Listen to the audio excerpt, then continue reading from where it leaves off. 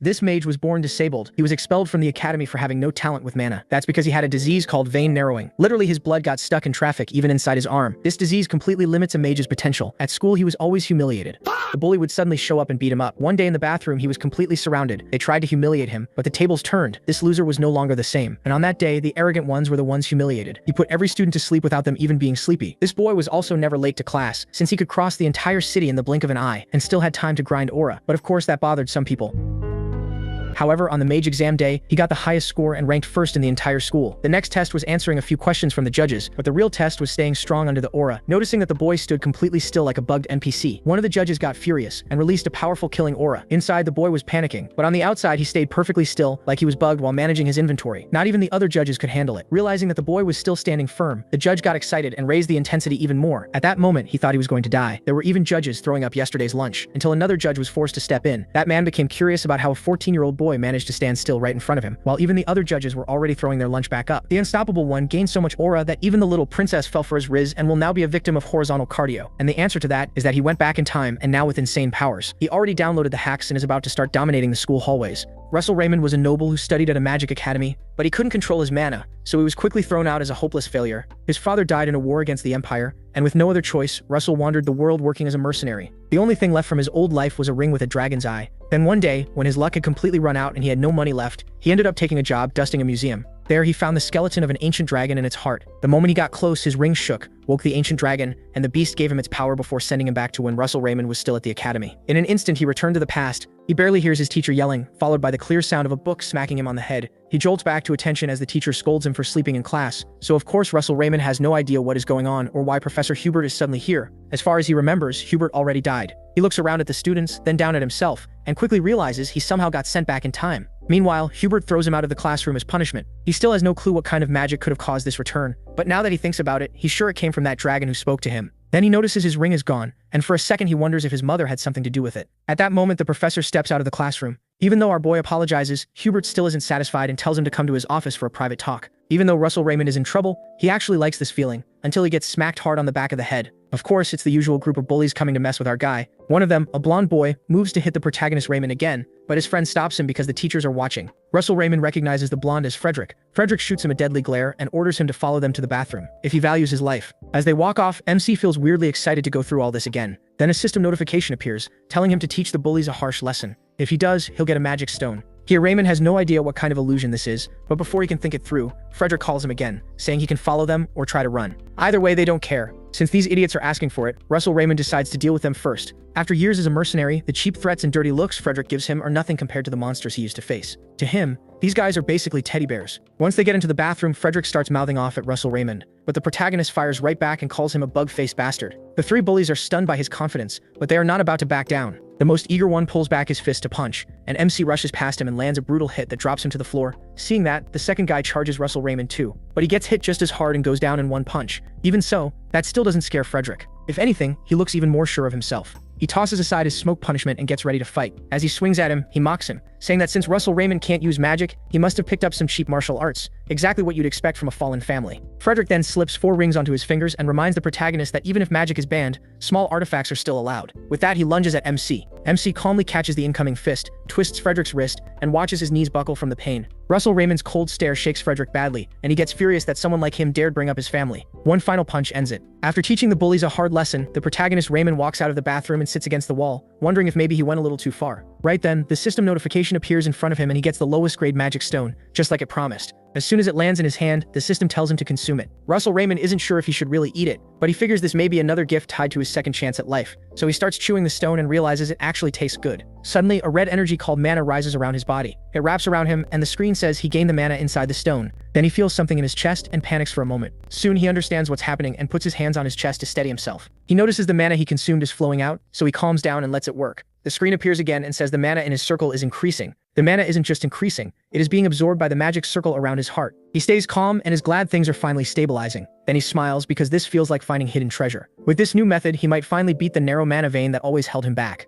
He thinks about his family's fall and getting kicked out of the academy. As if that weren't bad enough, he also had to live as a third-rate mercenary. Now it looks like he can finally change that future. He heads down the hall feeling renewed, and soon after, Russell Raymond knocks on Professor Hubert's door and is told to come in. He steps inside and the old man tells him to sit. MC sits down feeling uneasy, and Hubert says his name in that way older people do when you're in trouble. Professor Hubert tells him he hasn't been acting like himself today. Trying to get to the bottom of it, he starts guessing what might be wrong. Then he asks Russell Raymond if he's dealing with something difficult. The professor says he heard a rumor that some classmates have been bullying him and wonders if that's the reason. He remembers the good times he had with Professor Hubert in his previous life and how the man never gave up on him. When it's his turn to answer, he smiles and says something he always wanted to say: "There's no need to worry." The old man is caught off guard, and the protagonist thanks him for asking. Hubert clears his throat and says it's a teacher's job to care for students. He adds that Russell will still be punished for sleeping in class today. Then the professor opens the book in front of him and says the punishment won't be easy. He assigns an analytical report on part of their textbook, a section even upperclassmen struggle with. As he explains it, the screen appears again and announces a new mission: complete Professor Hubert's assignment. The system says he can earn extra rewards depending on how well he does and how satisfied Professor Hubert is.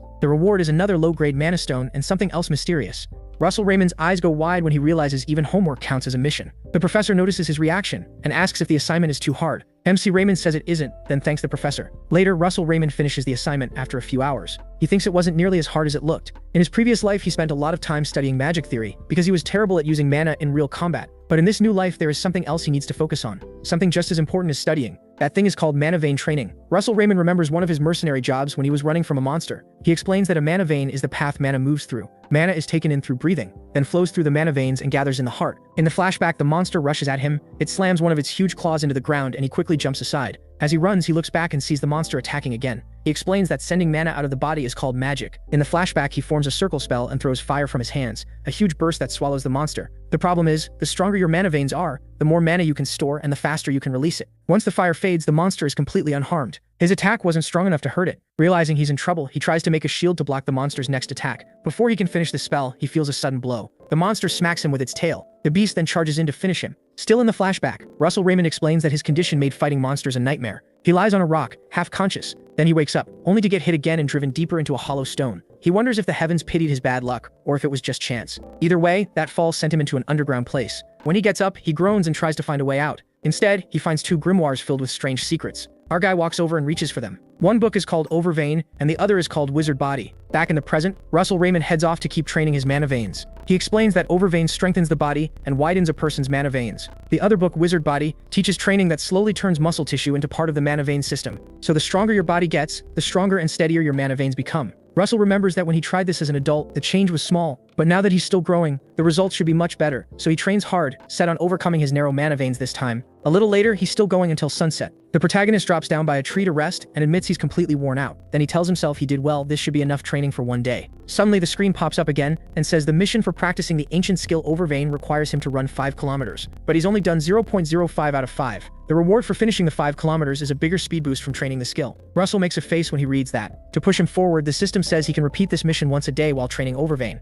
It also warns that based on his progress, the required distance will keep increasing. Finally, once he reaches a certain Overvein level, the mission will stop appearing. Alarmed, Russell asks what the rush is. The notice sounds almost like a threat, so he decides to keep training. He figures he barely got this chance, and he can't just stand still and let it slip away. Soon after, he pushes on, and reaches 1.4 out of 5 kilometers, then 2.7 out of 5. By then, his legs are shaking. It gets so bad he has to stop because his knee feels like it's broken. He checks the screen and sees he's made it to 3.6 kilometers, which at least means he's close, so he goes for one final push. With everything he has left, Russell runs like crazy to reach the goal. Late that night, he finally gets the notice that the mission is complete and rewards are ready. He drops to the ground feeling like one more step might kill him. Even so, the wind makes him smile. Then he wonders how he's supposed to get back to the dorm. The next morning, Professor Hubert looks over MC's report and can't believe how detailed it is. He looks at MC and asks if he really wrote it himself. Russell gives a sly smile and says he did. The professor notices how confident he is. At last, Hubert says he's very pleased with the report. Then the screen appears again saying the mission is complete and a reward is coming. His rewards are another low-grade mana stone and one more gem of the same size.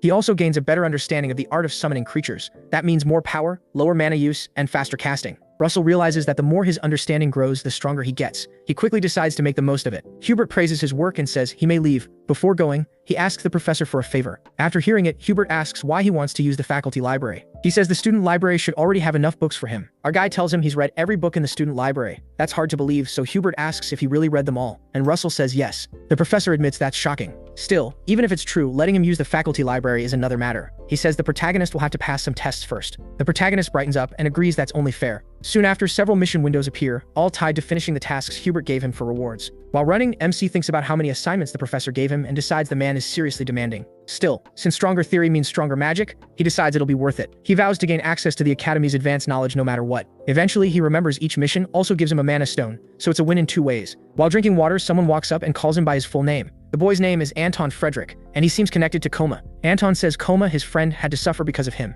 He shoots back, asking what's wrong with that and whether Anton came to get revenge. Anton laughs and says coming all this way just for revenge would be ridiculous, and his friends laugh too. He tells the protagonist to stop fooling himself. Nobody would bother getting revenge on worthless trash like him. Anton says he'd rather just crush him. As he walks past, he deliberately bumps into Russell and reminds him they'll meet in class. MC remembers they have one soon and wonders why Anton sounds so sure. Then he suddenly recalls that the class they share is practical magical combat, where students are judged through training fights against each other. The bad part is that in his past life, Anton always humiliated him in that class. He remembers Anton beating him with fire magic and standing over him, smiling and mocking him for having weak mana veins. Russell can't believe he forgot they had to do that. He decides he needs to get ready fast, better late than never. Then the screen tells him he has a new mission: reach the second circle by raising his understanding of the attributes he already has. That day, he spends all his time finishing every task Hubert assigned and keeps working until night. The next morning, he carries a stack of papers to the professor's office to turn in the assignments. The system shows several notices for each task, telling him the missions are complete and rewards are now available. That night, Russell returns to the dorm after a productive day and decides to check his rewards.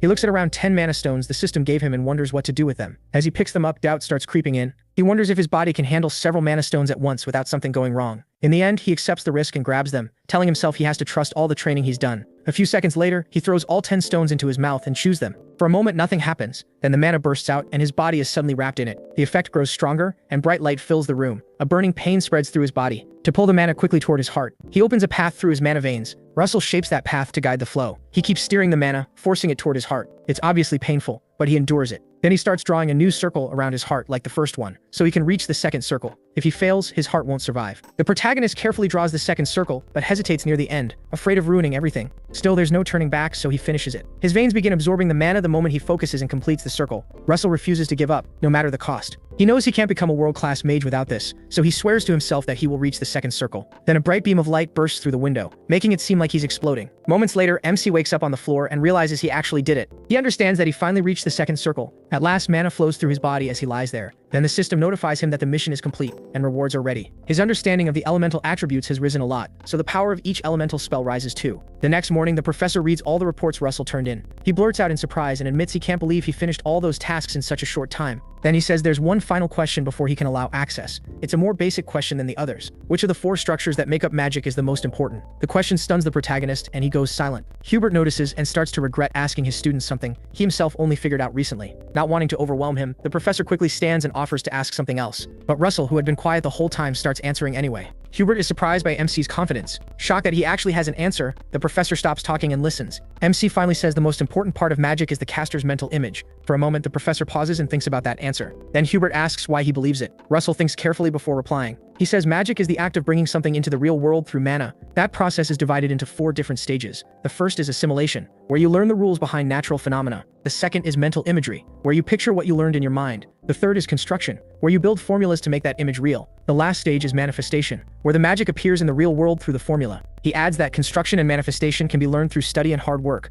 but mental imagery is different. It doesn't come from effort alone. What decides its level is courage, the nerve to break past your limits and imagine freely. To prove it, Russell holds out his hand and makes a small flame. He says he can picture that flame as an arrow. If he does, it becomes a second circle spell, Fire Arrow. Just like that, the fire in his hand takes the shape of an arrow. Then he adds that he could imagine it as something else instead. The flame would follow that image and become something completely different. He explains that you shouldn't trap your imagination with limits because that's how you can create something the world has never seen. The professor listens closely and agrees with every word. Russell Raymond says it all starts with understanding the world, then bending its rules to create something beautiful. He puts out the flame and finishes with total confidence. Professor Hubert has been listening the whole time, thinking how remarkable the protagonist has become. At last he speaks. He says MC proved exactly what he suspected. Smiling, Hubert tells him the student library is too small for him now. Right then, the system announces that the mission to enter the first floor of the professor's library is complete, and MC receives 2 low-grade mana stones. Later that day, he enters the first floor of the professor's library. The place is far bigger than he expected, which catches his attention. It feels nothing like the student library. He quickly searches the shelves and finds several books. Then he sits down and starts reading them. To him, these books are much more useful than the ones he usually gets. Suddenly, a woman steps into the library and watches Russell Raymond from behind. She finally speaks, saying he picked a very interesting book. The protagonist Raymond is startled by the voice and realizes he isn't alone. He drops the book and spins around, but strangely no one is there. Then he notices the woman has somehow moved right in front of him, and she gestures for him to look ahead. Dressed like a mage, she seems familiar, and Russell Raymond recognizes her. The woman smiles, and he realizes she is Darius Snow White, master of the Tower of Flame. He quickly greets her and introduces himself. MC instantly feels uneasy around her. That's because she has reached the 8th circle, something only a few people in the world have done. Even though she is over 80, she uses immense mana to keep a youthful look. She leads the highest ranked magic tower of the Red Tower faction, the Tower of Flame. Darius Snow White is surprised that he knows who she is. She suddenly pulls out a giant lollipop and quickly calms him down, saying he doesn't need to be nervous. Then, wondering how a student got access to the professor's library, she turns and asks him. Russell Raymond explains that Professor Hubert gave him permission to use it. Darius Snow White softly reacts in surprise and asks if someone as stiff as Professor Hubert really let him in. He starts to smile, realizing Hubert really can be a bit strict. She says that makes sense, and now she understands why he was studying something so interesting when she arrived. Looking him over, she notices his mana is extremely pure and its flow is very steady. She studies him again and murmurs that people like him are rare. Darius Snow White walks past him and tells him not to worry.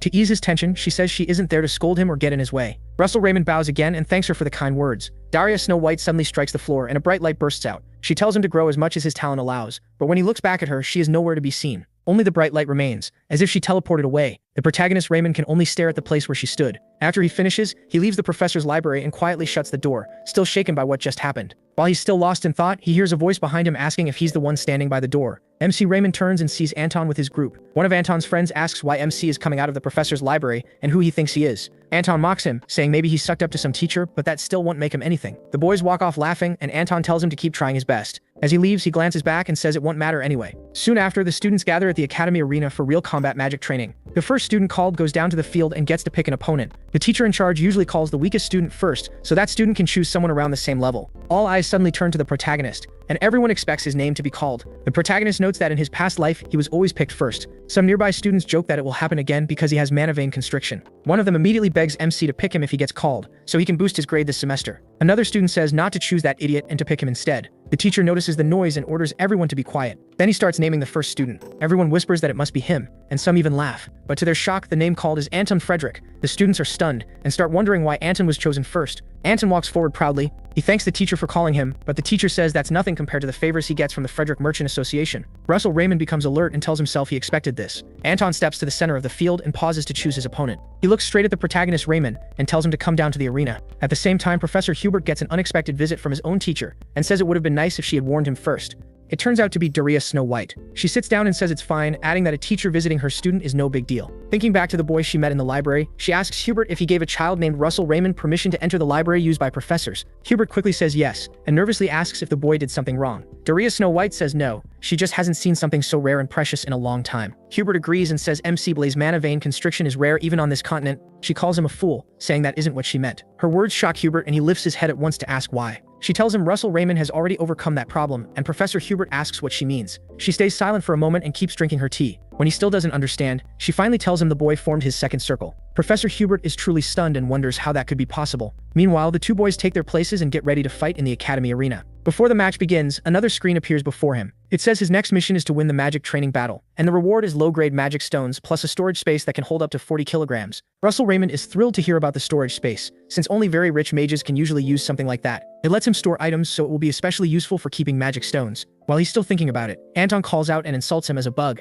The bully asks if his body froze up. Anton says the only way he survives this fight is by begging. The protagonist just laughs. Then MC Raymond suddenly wraps his whole body in energy and asks Anton if he's talking to him. Anton notices the change and wonders if it's what he thinks it is. While they talk, the teacher running the match tells them to return to their places in the circle so he can begin. He remembers the spell Russell Raymond just used, and briefly wonders if someone with mana vein constriction really reached the second circle, but he quickly rejects the thought as impossible. The moment the match starts, Anton instantly uses a second circle spell called Flame Spear. A stream of fire shoots straight at him. The protagonist Raymond sees the attack coming and reacts at once. He quickly casts a shield that redirects the flames. The fire crashes into it and slides upward, unable to break through. MC holds firm and endures the blast. One teacher watching nearby is stunned by how well he handled it. The teacher judging the match is just as shocked by Russell Raymond's performance. Anton keeps the flames going for a while, but his arms tire out fast, and he's shocked that he is still holding on. Then the stream suddenly stops because his body has to recover the mana he spent, and Anton curses when the fire cuts off. The protagonist notices the opening right away. He had been waiting for it. MC also uses a second circle spell called Fire Arrow. He fires the arrow straight at Anton the moment the flames stop.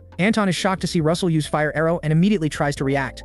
Anton wonders if he really reached the second circle. He throws up a shield and the fire arrow slams into it. Even though it holds, Anton is shaken that someone he looked down on can fight this hard. While he keeps the shield up against the burning impact, he spots something worse. Right in front of him, the protagonist has already formed a second fire arrow. Our boy fires it without any mercy. The shot rushes at Anton's shield, and Russell gives him no time to recover. The teacher running the match is stunned and wonders if that was a double cast. The other teacher says it is not double casting. MC is just casting so fast it looks that way. As they talk, MC makes another fire arrow, and Anton sees it and starts wondering if fire arrows are all his opponent can do. He chooses a hidden way to beat him and changes the makeup of his shield. With another second circle spell, he turns it into a shield made to block fire. Russell notices the switch and smiles. This is exactly what he wanted. Anton brags to himself that he will wait until him wastes all his mana on fire arrows against the fireproof shield, then strike back. But instead of following that trap, the protagonist cancels the fire arrow and starts a different spell. The flames in his hand vanish, and strong wind starts building. Anton is stunned by the sudden change and realizes his plan just fell apart. Russell uses a second circle spell called Wind Arrow and fires it straight at his opponent's shield. Anton is struck by the attack and knocked backward. He cannot believe the brat figured out his shield type and changed spells that fast. The new teacher watching the fight stares in disbelief and wonders if this is really the same MC he knows. Meanwhile, the teacher who rigged the selection to pick Anton can only sweat as he watches. Anton groans from the hit and loses control of his shield. The force shoves him back until he is almost out of the ring. Anger fills his eyes. He cannot believe such a little kid is beating him. Before he can act again, Russell rushes in and starts casting another spell. This time, our boy uses lightning. A bolt shoots from his hand into Anton's chest and blasts him even farther back. Anton's eyes roll up white as he groans in terrible pain from the hit. He tries to spin up fire for a counterattack, but he is too weak. Russell gives him no break and charges in with another attack. He hits the bully with another lightning strike. The teacher backing Anton starts complaining that he does not recognize this magic and says the match should be stopped at once. Nearby, Professor Hubert tells him to look more carefully at what is covering his body if he wants proof that it is real magic. The teacher glances at the protagonist and freezes. He sees a bright aura around him and stammers that Russell is using mana like a knight's aura. Professor Hubert smiles proudly and says he does not know how MC pulled it off, but it looks like he found a way around his problem. Meanwhile, he keeps pounding Anton until he drops to the ground. He finally stops after Anton leaves a neat crater where he fell. The students are left in total shock, practically slack-jawed. The crooked teacher cannot understand how this happened. As he stands there thinking, a voice asks what he is doing. He quickly turns and hears Professor Hubert remind him to announce the winner. The crooked teacher stammers and hurriedly names the victor. He says in a loud voice that Russell Raymond Hamon is the winner. Because of everything that just happened, the teacher walks over to him slowly. He awkwardly praises the protagonist and says he can leave, but the protagonist says it is not over yet. When the teacher asks what he means, our boy reminds him of the class rules. Unless the winner gives up, he has the right to choose the next opponent. Anton's friends shout in shock when they realize they are next to get beaten. Russell calmly points at one of them and says he is next. The system suddenly gives him another notice. Win the next magic duel for 2 low-grade mana stones, with bonus rewards for a winning streak. MC looks at the boy and tells him to step into the ring. After it is all over, Professor Hubert quietly says that our boy won 14 duels in a row. Thinking back on the matches, he decides him has amazing instincts. He looks proud that he saw the protagonist's potential long ago. Still, he starts wondering how Russell grew this strong so quickly. He goes over every move MC made. Meanwhile, he gets a notice saying the mission is complete and a storage compartment has been unlocked as his reward. The system tells him that from now on, all rewards will be sent there automatically. He also gets a pile of mana stones for each match he won. There is also an unknown item inside the compartment. The protagonist checks the notice for it and wonders what it could be, then calls up the compartment. Our boy reaches inside and feels around. When he pulls it out, it turns out to be some kind of map with an X marking a spot. Another notice appears with a new mission. Go to the place on the map and complete the task there. The system says lights will guide him when he gets close. The reward is an unknown item and 5 mid-grade mana stones. It also warns him that he should try this mission only after reaching the 3rd circle. Russell is shocked to read that he needs the 3rd circle. He remembers how many times he tried to reach it in his past life and still failed. There is another problem. He has no idea where the place is, and the map alone is not enough. So he quickly heads to the professor's library, hoping to find something that shows the location. He stacks a bunch of books on the table and starts searching for a clue. The first one is called Outer Territories of the Kingdom of Endymion, and he flips through it fast. No luck, so he checks the next one. He still does not find it, so he moves on again. That one is useless too, and the next book gives him nothing either. After going through dozens of books, he groans in frustration when none of the places match the spot he needs. Cursing under his breath, he leaves the library and realizes he wasted a lot of time. He decides it would be smarter to focus on reaching the 3rd circle first. As he walks down the hall, several students shrink back after seeing what he did in the arena. Russell thinks to himself that he escaped the bullying and hate, but now he is alone. Then someone calls to him from behind.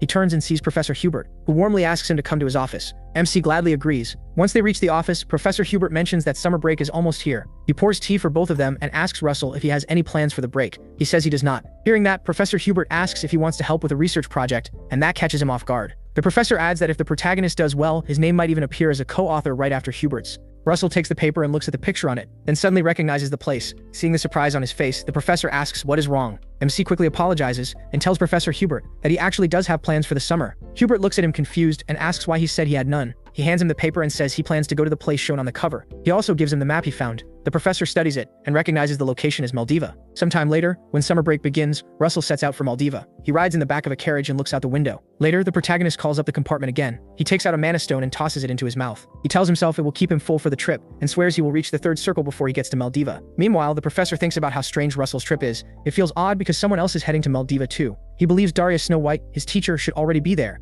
and maybe that will work out well for MC. Meanwhile, in Mandamian Maldiva, Darius Snow White relaxes on the beach during her vacation. She tells herself that even if this is her hometown, it still looks beautiful to her. She takes a drink and wonders how long it has been since she last took a real break. She realizes she has been busy protecting the Empire, giving magic research talks, and training her students. The master remembers a time when she was speaking to one of them. She brought up the numbers 9, 6, and 3 for them. Fire rises in her hands as she explains that those 3 numbers carry a special meaning for mages. The children are amazed by her skill and listen closely as Darius Snow White teaches that the 3 numbers mean the end for someone already walking the path of the 9th circle, the completion of the 6th circle for a mage who has not reached it yet, and the suffering they must face to become a great mage. The 3rd circle means something else. It's the point where a mage truly stands on their own. Daria thinks about what it means to be alone, and then she suddenly remembers meeting Russell and wonders if the kid is doing okay. Her mind goes back to the way he was reading an advanced magic book. Meanwhile, his carriage finally reaches Maldiva, and the driver tells him they've arrived. After waiting a bit, he notices the protagonist still hasn't gotten out, so he goes to check on him and is horrified by what he sees. Sometime later, Russell is stuffing himself with food. He tears into a hot dog with one hand while eating bread with the other. In front of him is a huge pile of food, and he remembers burning through too much energy while trying to calm wild mana and form the 3rd circle. In a flashback,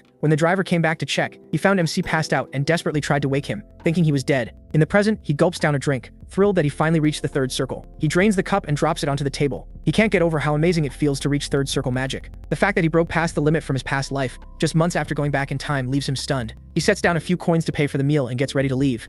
As he heads out, he tells himself 3rd circle is only the beginning. The system brings back the mission tied to the map and tells him to find the place marked on it. The screen says a light will guide him once he boldly approaches the area marked with an X. Russell checks the map again and realizes he has to find the location, but he doesn't know the land well enough. While thinking about how to get directions, he hears a tour guide telling a group of men he'll take them on the best trip to Pompeo volcano. The guide loudly announces a special discount for today only. Right after that, the protagonist joins the tour and follows the guide along a rocky path. The guide explains that Pompeo used to be an ordinary mountain until it somehow became a volcano because a special creature started living there. The guide quickly adds that only one creature in the world fits that description. That creature is none other than the Red Dragon. Hearing that, Russell decides it's better to move on alone from here. Our boy crouches behind the other tourists and jumps off the cliff they're standing on. While the guide keeps talking, MC makes his move and leaps off the edge. He lands in the nearby river and starts running across the water. He tells himself this place might be tied to why he was sent back in time, his growth, his missions, and the rewards he's been getting. As he follows the map toward a waterfall, he starts to think all of it may be leading him to something. He's convinced everything that's happened lately could be connected to the dragon that once lived here. As he studies the map, streaks of light rise from it and float out in front of him. The light gathers into a round shape that looks like an eye,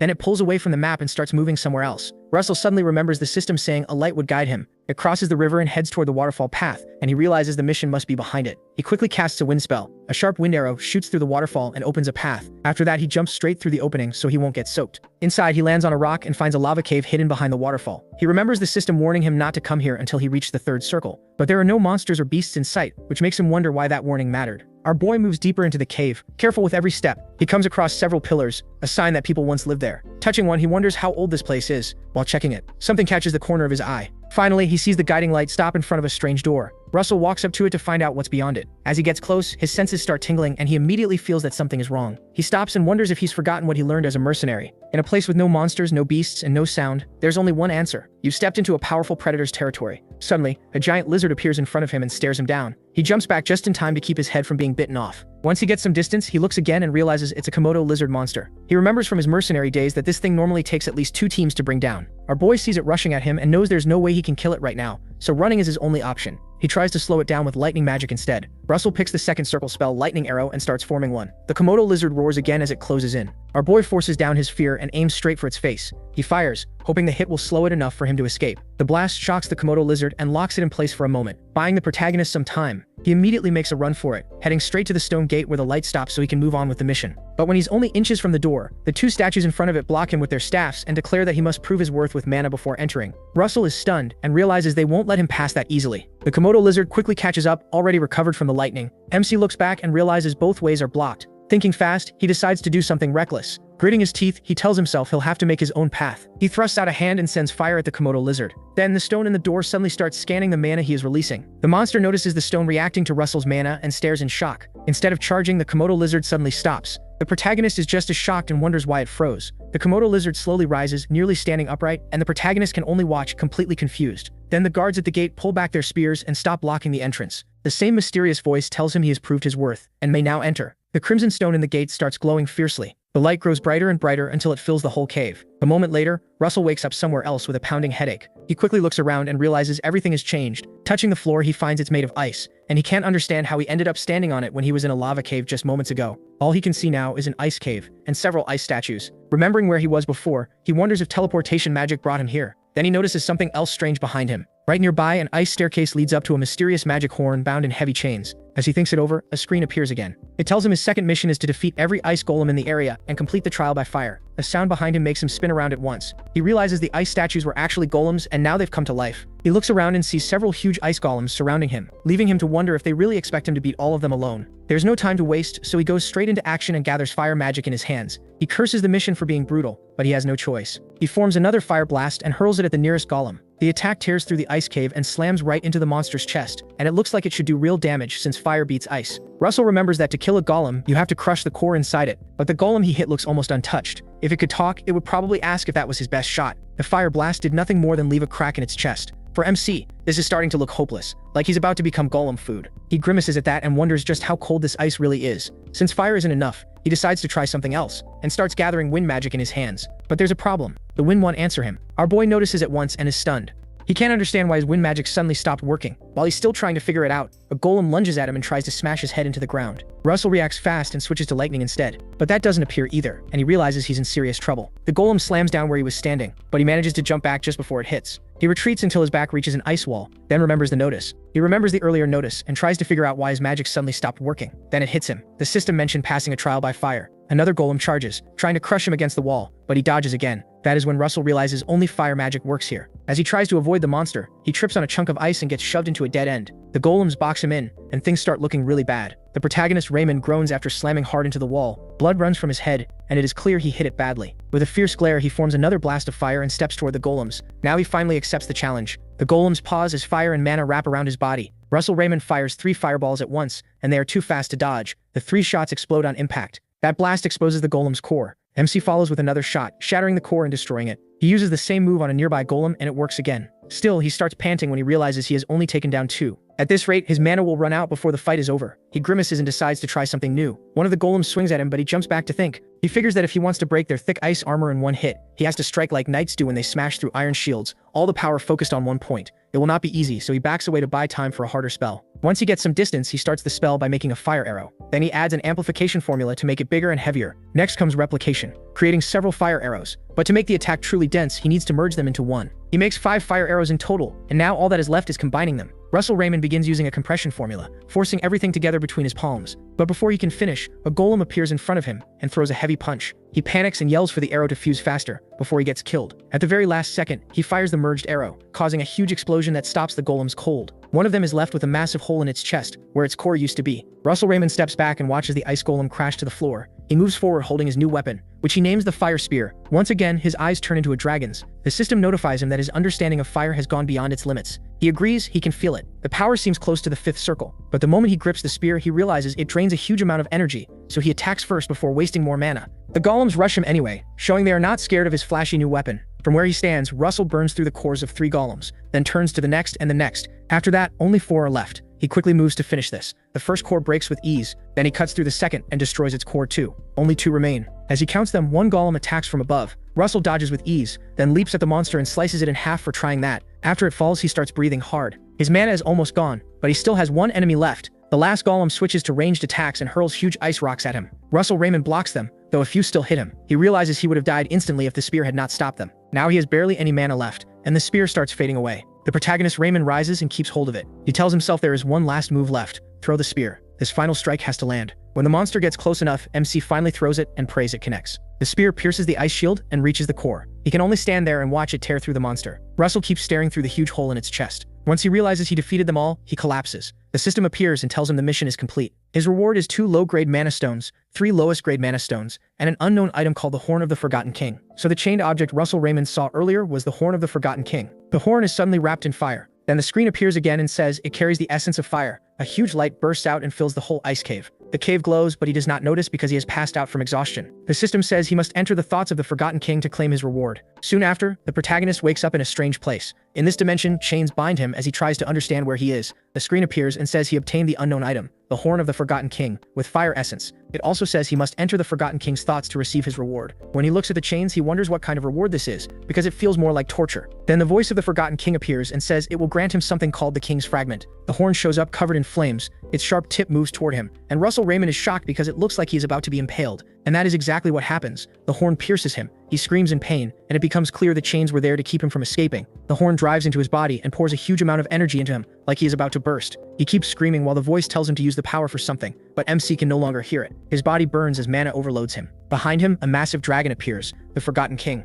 A little later, Russell Raymond washes up at the shore. He suddenly wakes with a groan, his whole body hurting. Confused, he tries to figure out where he is. It seems he is still in Maldiva, judging by the buildings. He stays confused for a moment as his memory feels blurry. Then the system notifies him that he consumed the Horn of the Forgotten King and reached his limit. The extra mana beyond that limit was stored, and his intermediate understanding of flame attributes advanced into an advanced understanding. Russell Raymond closes his hand and tries using his mana to check if it is true. A massive amount of mana bursts from his body, far more than anything he has felt before, and it shocks him. Seeing how close he is to the fourth circle, he looks around and wonders if all that power is really his. Then he remembers what happened while he was chained up, but he still smiles because the reward was worth it. Then he hears someone behind him say it is good to see him here. Behind him stands Mysteria Snow White, in casual clothes, which surprises him in Maldiva. She takes him to a beach bar and says she felt a sudden burst of mana, so she came to check. That is how she found him. Russell Raymond thanks her as she gives him a drink. Smiling, he admits he did not expect to see her here. While they talk, the Tower Master studies him and notices he almost reached the fourth circle in a very short time. His mana has also become purer. Then he asks the Tower Master what ties her to Maldiva. She explains that Maldiva is her hometown, though not many people know that. Russell Raymond is surprised and asks again, just to make sure he heard right. Miss Daria Snow White confirms it and says that is why she comes here every summer. Curious, she asks what brought him to Maldiva. The protagonist Raymond hesitates before answering, deciding it is too soon to tell the truth. In the end, he comes up with a safe excuse and says he came to see more of it. The Tower Master smiles at him, though she also wonders if she should test the boy's skills. She decides to go ahead and asks if he can help her for a moment. Russell Raymond looks confused. Mysteria Snow White snaps her fingers and something magical happens. Fire wraps around MC and forms a black cloak on him. He recognizes the symbol on it as the mark of the Flame Tower and wonders why she gave it to him. The Tower Master tells him not to worry and says the job she has for him is something he can handle. A screen suddenly appears giving him a new mission: pass Mysteria Snow White's test. To do that, he has to help her stop human traffickers trying to dock at Maldiva's port. The reward is a mid-grade mana stone. The Master says he probably already knows Endymion strictly forbids slavery. That's why they never allow slave ships to enter their port. Sadly, some people still break that law. She says a human trafficking ship is trying to land near Maldiva and asks for his help stopping it. That night, the two head out by boat to deal with it. She adds that she could handle the mission alone. The problem is rescuing the captives and taking the ship at the same time. Russell understands right away. They need to fake a direct attack, distract the enemy, and free the prisoners. The Master praises him for catching on so fast. As they keep moving, he thinks it over. If the Master of the Fire Tower asked for help, hundreds of mages would rush over without hesitation. So if she chose him, it's not because she needs him, it's because she wants to test him. Soon they reach the ship they were after. Before stepping off the boat, she tells him what happens next may be hard for him to handle. Still, he has to face it. A guardian's path is not always noble or gentle. This is simply part of a mage's fate. Once she finishes speaking, she steps onto the edge of the boat and moves toward the ship. She floats to the side of it and says she'll draw their attention and make it look like an attack, giving him enough time to save the kidnapped people. Russell watches the Master of the Flame Tower fly up to the top of the ship, clearly tense. Miss Daria Snow White rises higher until she's well above the ship. When she reaches the height she wants, she stops and says this should be high enough. Then she unleashes her mana. Bright light floods the area, and she shouts for Russell to go save the captives. When the pirates see the light, they panic, thinking they're under attack. They rush onto the deck and start loading a large ballista to fire at the Master of the Fire Tower. Several others grab smaller crossbows and get ready to defend the ship. Their leader gives the order and tells them to fire at the light above them. Dozens of bolts shoot into the sky toward the glowing figure above the ship. Mysteria Snow White just smiles inside the light at their pathetic attempt. One soldier curses when he realizes the shots didn't even reach her. Daria Snow White forms a ball of lava in her hands and hurls it at the ship, breaking it into several chunks. She says she'd like to see if they're as skilled as they are bold. The lava pieces land across the ship and start small fires everywhere. The pirates stare in shock. One tries stomping the flames out, but it doesn't work. Then a flaming hand reaches out and grabs his leg. They aren't fires at all. They're fire golems. The man freaks out as the small creature clings to him. Every patch of flame turns into a little dwarf-like being made of fire. The men gather around them, unsure what to do. These are special golems made by Daria Snow White called Burning Wood Dwarves. While most of the pirates hesitate, one overconfident man walks at them with an axe. Meanwhile, Russell boards the ship. While the pirates are distracted, he slips inside. The bold man tells the others to move aside since there's nothing to fear. The protagonist watches him close in on one of the golems and bring his axe down as the little thing just stares back. The arrogant pirate swings and splits the golem in half. A moment later, it rebuilds itself like nothing happened and it looks annoyed. MC keeps watching. impressed to see creatures like this in person. The golem strikes back by reshaping itself and wrapping around the man's legs. Then it fully changes form, coils around his body and sets him on fire. Russell is stunned by how fast the golem can remake its body. The other men can only watch in horror as their crewmate burns to death. He snaps out of it and decides this is no time to stand around staring. He leaves and heads down the stairs into the ship. Below deck, there's a large prison area that likely holds the captives. A guard hears the chaos and wonders what's happening up on the deck. One prisoner shouts that maybe the Navy has come for them, and cheers that they've been saved. The guard slams his weapon against the door to scare them and make them stop talking. He says it doesn't matter what's going on because none of them will ever escape him, and the prisoners shrink back in fear. Once they go quiet, he asks if they heard him. At the same time, Russell places a hand on the back of his neck. Our boy decides to knock the guard out, so he uses a bit of lightning magic. A bolt appears out of nowhere and hits the fat guard. One prisoner sees him collapse and comes closer to ask if the protagonist is there to save them. He smiles and says yes, but it's safer if they stay inside until all the pirates are gone. The man drops to his knees and starts thanking God for answering his prayers. Russell looks around and wonders how many people are packed into this tiny space. While they wait, he notices something deeply disturbing. He spots a boy crouched inside a cell and is shocked that these heartless pirates are even selling children as slaves. He gets furious and curses the pirates as filthy bastards. A moment later, more men reach the prison and spot MC. They quickly see their unconscious ally on the floor and realize the ship has been invaded. One of them tells the others to grab the bastard who broke in. The three draw their swords and move toward Russell. Already angry over the kidnapped child, he says he'll be the one capturing them, then starts forming a chain of lightning. He casts a second circle spell called Lightning Chain and sends it at them. The current jumps from one man to the next, electrocuting all three on the spot. All of them collapse unconscious. One still tries to warn that things will get bad if their captain shows up, but Russell cuts him off with another shock. Then he keeps checking the prison area. He enters a dark cell and asks what's going on with this one. One of the people inside asks if he's a mage from the flame tower. He quickly makes a ball of light in his hand so he can see inside the dark cell. What he finds shocks him. The cell is full of elves. The male elf asks again if he's from the flame tower. The protagonist realizes the elf must be asking because of the symbol on his cloak. He says he isn't a member of the flame tower yet, but the elf rudely answers that it doesn't matter what he says. The elf steps up to the gate with a look of contempt and tells him to open it now. Russell thinks to himself that he was obviously going to open it anyway, but wonders why this guy is so annoying, even if elves are known for huge egos. He takes a closer look at the guy and briefly wonders if he should just leave them there. Then another voice comes from inside the cell, telling the first elf to stop. The female elf among them reminds him to behave. The other male elves react nervously to her voice and call her Elo. She tries to stand, and they help her up. Elo tells them Russell is not an ordinary human. She walks to the gate and says his mana is as pure as sunset light. Apparently MC gives off the scent of a spirit, so she smiles at him. The other elves are stunned by her claim that the mage is not human. The talkative one asks Ilo what she means. He is just as confused and wonders what she means by the scent of a spirit. The elves stare, baffled that a human could carry the smell of a spirit. Russell even starts sniffing himself,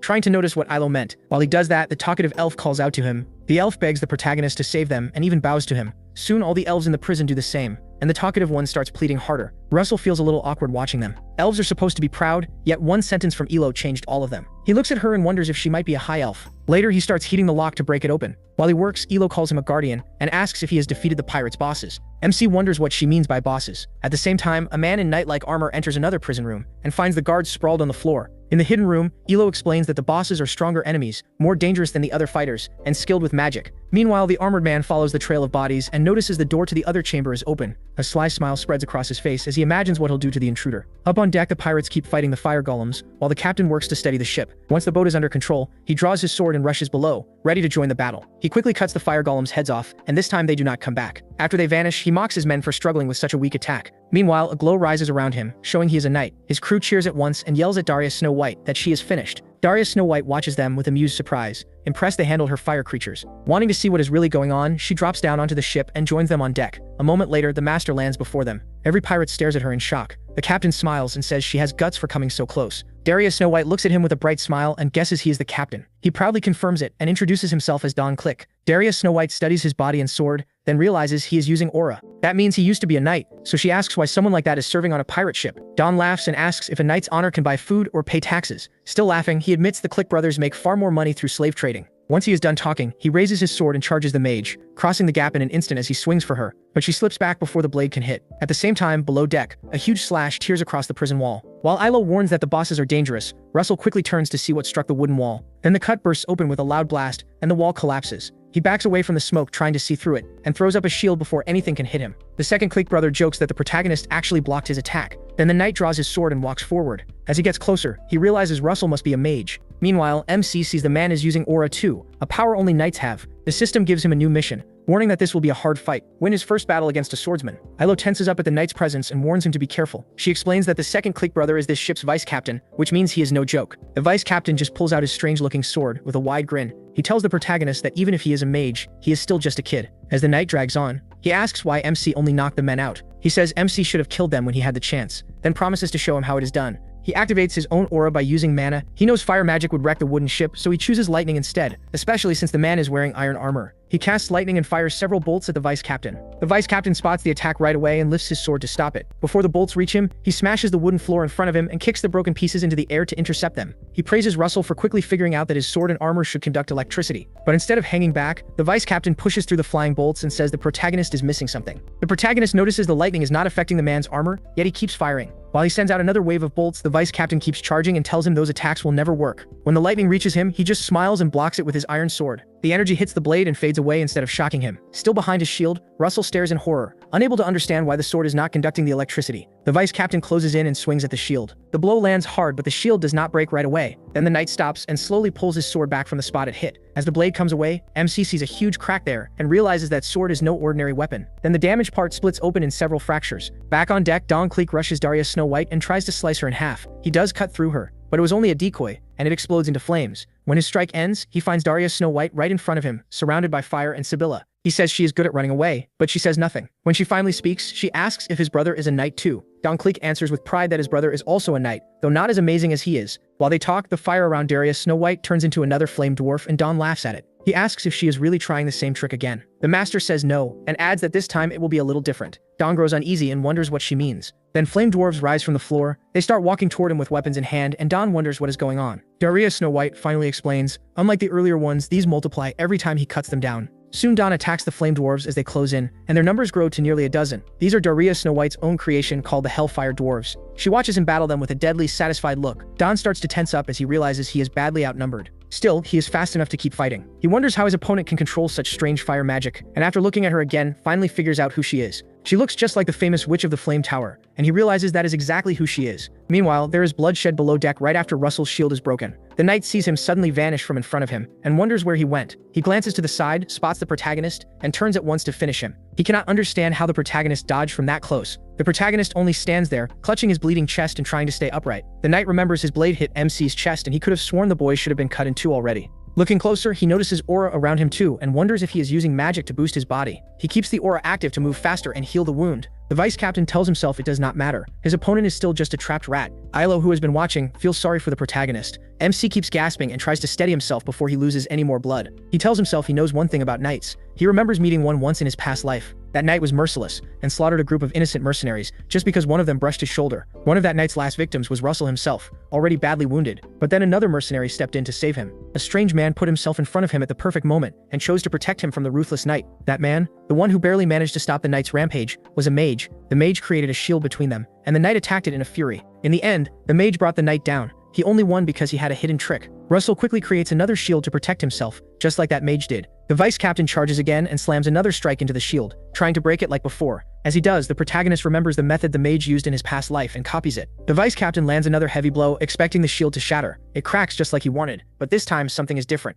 MC reveals that the old mage's trick was stacking one shield over another. That is exactly what he copied, so the vice captain only cracked the outer shield. The man steps back, waiting for it to collapse, but is shocked to see he's still unharmed. He catches him off guard and casts a wind spell, two encircle wind arrows striking the knight square in the chest. The hit is strong enough to throw him across the room. The knight slams his head into the wall and groans, blood slipping from his mouth. The protagonist staggers too, still not over the cut across his chest. His body seems healed, but the pain is still there, and he wonders how much blood he lost. He quickly breaks the lock he heated up and frees the elves. When they step out, they thank him for saving them. Russell tells them to follow him out so they can escape the ship. Suddenly, the ship's vice captain calls him a brat. He gets back up, and the hit clearly didn't keep him down for long. The vice captain looks furious. Anger flashes across his face as he tells MC that he should have aimed for his head when he had the chance. He can't understand how he's still standing after taking the same kind of attack that once stopped a knight before. Still, there's no time to dwell on it, so he quickly tells Yahello to grab the other captives and get upstairs to safety. The vice captain laughs at their plan and mocks Russell for thinking he has time to save slaves in the middle of this fight. Then he bursts forward with terrifying speed. In less than a second, he's right in front of the protagonist, but the protagonist quickly brings up his shield. Like before, the sword shatters the first barrier but fails to break the second. The knight warns that this time he won't let MC strike back the way he did before. Then he starts hammering the shields one after another, smashing each barrier almost instantly. He has no choice but to keep making more, while the vice captain tears through every single one.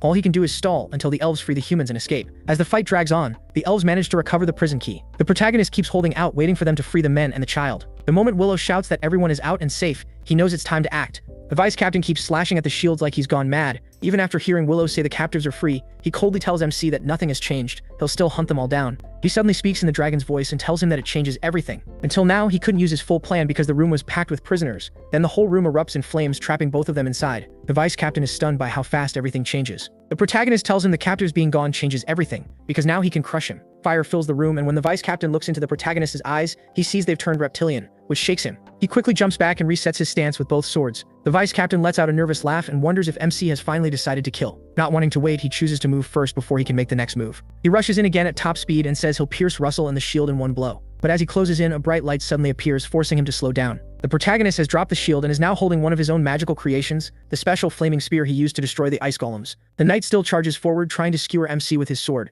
For a second, he wonders if it's just an ordinary fire spear, but the moment he senses its aura, he realizes it's far more dangerous, several levels beyond a normal weapon made of fire. Even so, he keeps charging straight in and walks right into his trap. As the vice captain gets close, Russell drives the fire spear into him, and everything blurs. Up on deck, Dom Cleek is still battling the Hell Dwarves. Soon he starts cursing as they overwhelm him. The more he kills, the more of them appear, but stopping isn't an option. Dom wonders where his idiot brother is and why he still hasn't shown up to help. The fire dwarves keep attacking and multiplying, so Dom has no choice but to keep fighting. He tells himself he just needs to hold on a little longer before he can strike back. Suddenly, bright light starts shining up through the floorboards. Dom looks down in shock as it pours out from the cabin below. He stops moving when the glow gets even stronger and begins tearing through the wood under his feet. Seconds later, a massive blast of energy erupts from below and nearly splits the ship in half. The shockwave throws Dom to the ground. He collapses and slowly loses consciousness. The Flame Tower Master watches it all and wonders what just happened. While she's still staring, she hears a sound behind her. Miss Daria Snow White sees the kidnapped people coming out. Below deck, Russell lies on the floor in the middle of the wreckage. He looks unconscious and doesn't open his eyes. A screen notification appears, showing that the protagonist has completed his mission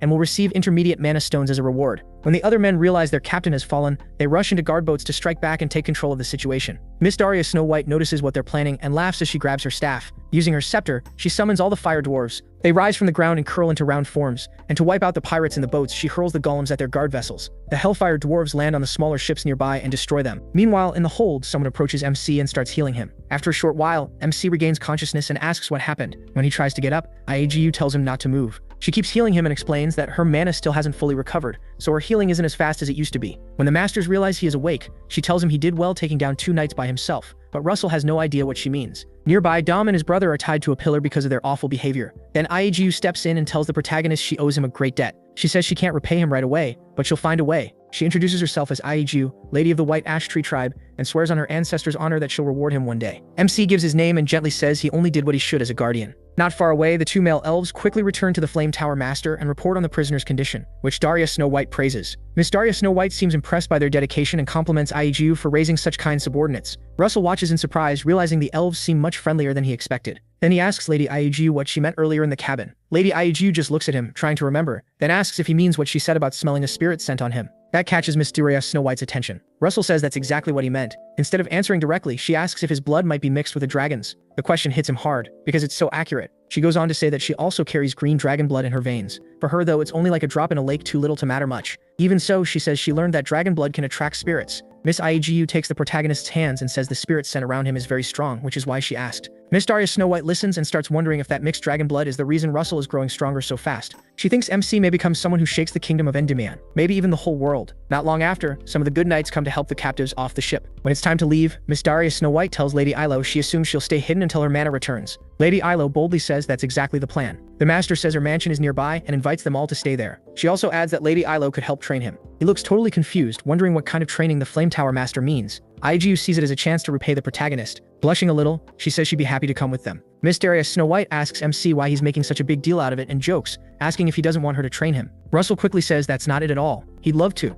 The master leads the way and tells them the carriages will arrive soon, and they thank her. As they head over and get into the carriages, he asks the Flame Tower Master if he can really do this training. When the academy term is about to start, Miss Daria simply tells him Professor Hubert will handle it. Soon after, everyone reaches the carriages. A little later, the drivers stop, and it seems they've arrived. Miss Daria says they're here, and that the mansion in front of them is the place. Noticing they may feel overwhelmed, the Flame Tower Master tells them not to feel pressured and to make themselves at home once they go inside. As they walk through the garden, everyone keeps glancing around the grand mansion. Yahello praises Miss Daria's home and says it's a beautiful place. She thanks Miss Daria for showing kindness to her and her men. As they keep walking, Russell glances back and notices something strangely familiar. He stops for a moment and looks around, feeling drawn to this place for some reason, though he can't figure out why. Then it hits him. He came here with his parents years ago. The protagonist walks up to Miss Daria and says he wants to ask something. She stops and turns to listen, and he asks if the mansion didn't originally belong to her. Miss Daria gets uneasy and jokes that people will think she stole it if they hear that, so Russell awkwardly apologizes. She then confirms he's right and says she bought the estate from a merchant association years ago. MC realizes this estate was once one of his family's properties before his father was killed and his family fell apart. He remembers hearing that after their downfall, the estate was sold off cheaply. Coming back here like this feels deeply strange to him. 1 week later, Illo wakes up and walks into the living room. The master of the flame tower checks her aura and says she is glad to see Illo has recovered much of her mana. Illo thanks her and says it is all because of her kindness and help. Mysterious Snow White brings up their earlier talk about helping with Russell's training. Illo happily says she is more than ready, then she suddenly stops and asks where he is. Darius Snow White laughs and says she sent him to do something. At the same time, Russell falls off a cliff and screams at the top of his lungs. Luckily, there is a stream below, so he crashes into the water. He quickly swims back up and gasps for air. Looking back up, he realizes he failed the exercise again. He remembers the task Darius Snow White gave him hours earlier. She asked what he needed most during that fight. The protagonist thinks about how he kept relying on a shield just to stay alive. So he answers that what he needed most was distance. She agrees and tells him distance matters most for mages in battle. Then she smiles at him and tells him to watch closely. Darius Snow White steps off the cliff, but fire forms under the legs she put into the air. Soon her whole body is wrapped in flames, and then she vanishes. In the next instant, she appears on the far side of another cliff and crosses the gap. Watching her, Russell realizes she just used distortion magic. This technique is called Blink. After crossing the gap, Darius Snow White tells him that from now on, he has to cross the cliff with Blink too. She tells him he will need it later. Then the screen pops up and announces his new mission, Learn Blink. The reward is intermediate mana stones. MC finally drags himself out of the water and crawls to shore. As he climbs back up the cliff, he thinks about Blink and figures out that using it does not depend on being in a lower or higher circle. Once he reaches the top, he decides it is a kind of magic he learned by understanding how it works. Then he gets up and tries again. Russell takes another leap of faith. It fails, and he drops toward the water again. Hours later, he climbs back up and wonders if Blink is really just practice or if this is also meant to build his endurance. After reaching the top, he decides to focus harder this time. Then, when he steps forward again, a layer of fire appears under his leg. As he prepares to take another step, his second leg is covered in fire too. He moves out past the cliff, but hears someone behind him suddenly yell for him to act now. He falls again, then looks back and sees the one who distracted him was Darius Snow White. She watches him drop with an awkward smile while the protagonist screams on the way down. That night, Darius Snow White brings the protagonist and Illo to a private rocky spot by a fireplace. She tells him that starting today, he will learn about spirit contracts. The master of the flame tower tells MC that Illo will help him. Illo rises from her seat and says she is glad to help. Our boy thanks Illo too. When they begin, Illo tells Russell to slowly close his eyes. Then she asks him to picture something tied to fire. As he focuses on it, flames suddenly wrap around his whole body. She says she will enter his imagination to guide him, and then she does exactly that. Inside his mind, Illo appears and takes his hand to lead him the right way. Illo explains that most people do not know this. Everyone has a door to the spirits. It does not matter if you are human, an elf, or anything else. That part does not matter because every being is born from nature in the end. In his mind, she starts seeing visions of death and a massive war. Then even more flames burst from Russell's body. The fire grows so fierce that even the flame tower master looks shocked. Meanwhile, Illo, still searching his mind, wonders what the torrent in his heart is. She keeps looking and sees a disturbing image of a man being killed, and it is almost too much for her. Then she looks deeper into his mind, toward the gate to the spirit world. In front of it is a huge whirlpool of water blocking the way. She wonders what that giant whirlpool could be. Behind her, Russell is crying hard. She keeps reading his feelings and realizes he is full of hate. But when she looks closer, it may not be hate at all. Back in the real world, he winces as painful memories fled back. The mana from both him and Illo keeps rising until the light becomes blinding. That blinding mana alarms Darius Snow White. She sees the light getting so strong, it looks like they might explode. So she decides to stop them before they go any further. As their mana keeps surging at a dangerous rate, Darius Snow White casts a spell to protect them both. Hours later, the protagonist wakes up and finds the Flame Tower Master beside him. He is shocked to see her there. His head aches as he asks what happened to him. He says it felt like his mana suddenly exploded. While he is speaking, Lady Illo walks into the room.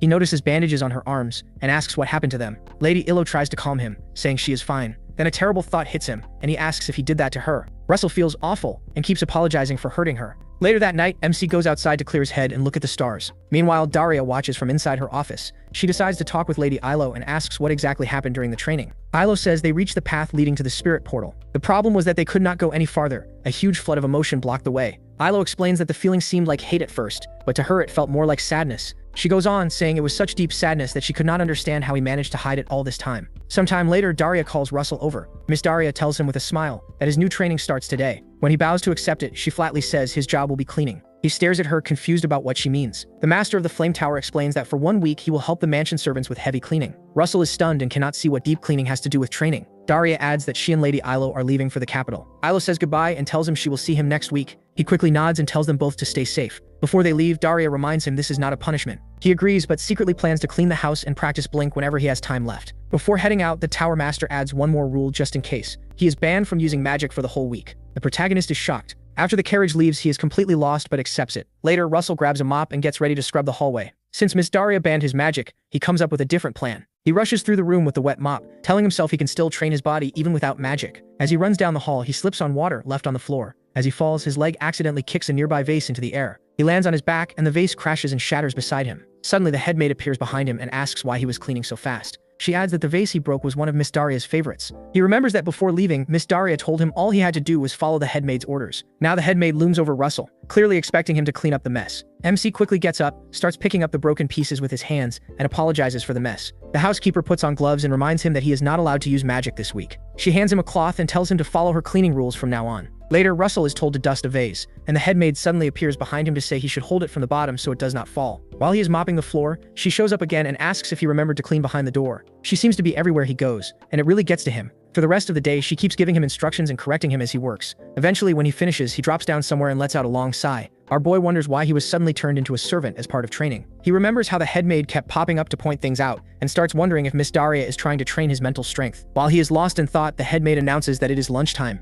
She heads toward the kitchen and tells him to follow. Russell, who clearly wants nothing to do with that, says he will eat later. The headmaid stares him down and in a colder voice tells him to follow her. The protagonist has no choice but to obey. In the kitchen, the estate workers gather to eat and chat. Russell realizes a lot of people work in the village. As he looks around, the man beside him asks his name. MC turns and sees a plain-looking guy smiling at him, then introduces himself as MC Raymond. Raymond. The man looks surprised when he hears the name Raymond, like he knows it. He starts sweating. Sure, the man must know about him and his family. But that is not it at all. The man just calls him handsome and praises his black hair and red eyes. Another maid at the table hears that and says Russell's red eyes look cool. Then a worker behind him says he looks fit and asks if he can touch his biceps. The second he does, the protagonist nearly screams, like he is under attack. The guy smacks the back of his head, says he was joking, and everyone laughs. Moxley laughs with them, but inside he is miserable knowing he has to deal with this for a whole week. He tells himself this has to be training. Nothing else makes sense. Sometime later, he and the others go cut wood and haul it back to the village. He thinks he could finish fast with magic, but that is banned, so they keep carrying logs across a small bridge again and again. After all the chopping and hauling, everyone sits by the lake to celebrate the hard work. They raise a toast to a job well done. Russell does not hesitate and drinks his beer like a pro, which shocks the worker beside him. Then the man slaps the protagonist on the back, making him spit out the beer in his mouth. MC asks why he hit him out of nowhere. The man says he is still a student and drinking will ruin his muscles. That makes Russell remember he is in a young body, and he had mixed up the present with his old days as a mercenary drinking wine. One of the older workers says it is fine, pours him more beer, and tells him he should learn to drink with an adult. As he sits there, the man says it would be a shame not to drink with such a beautiful view in front of them.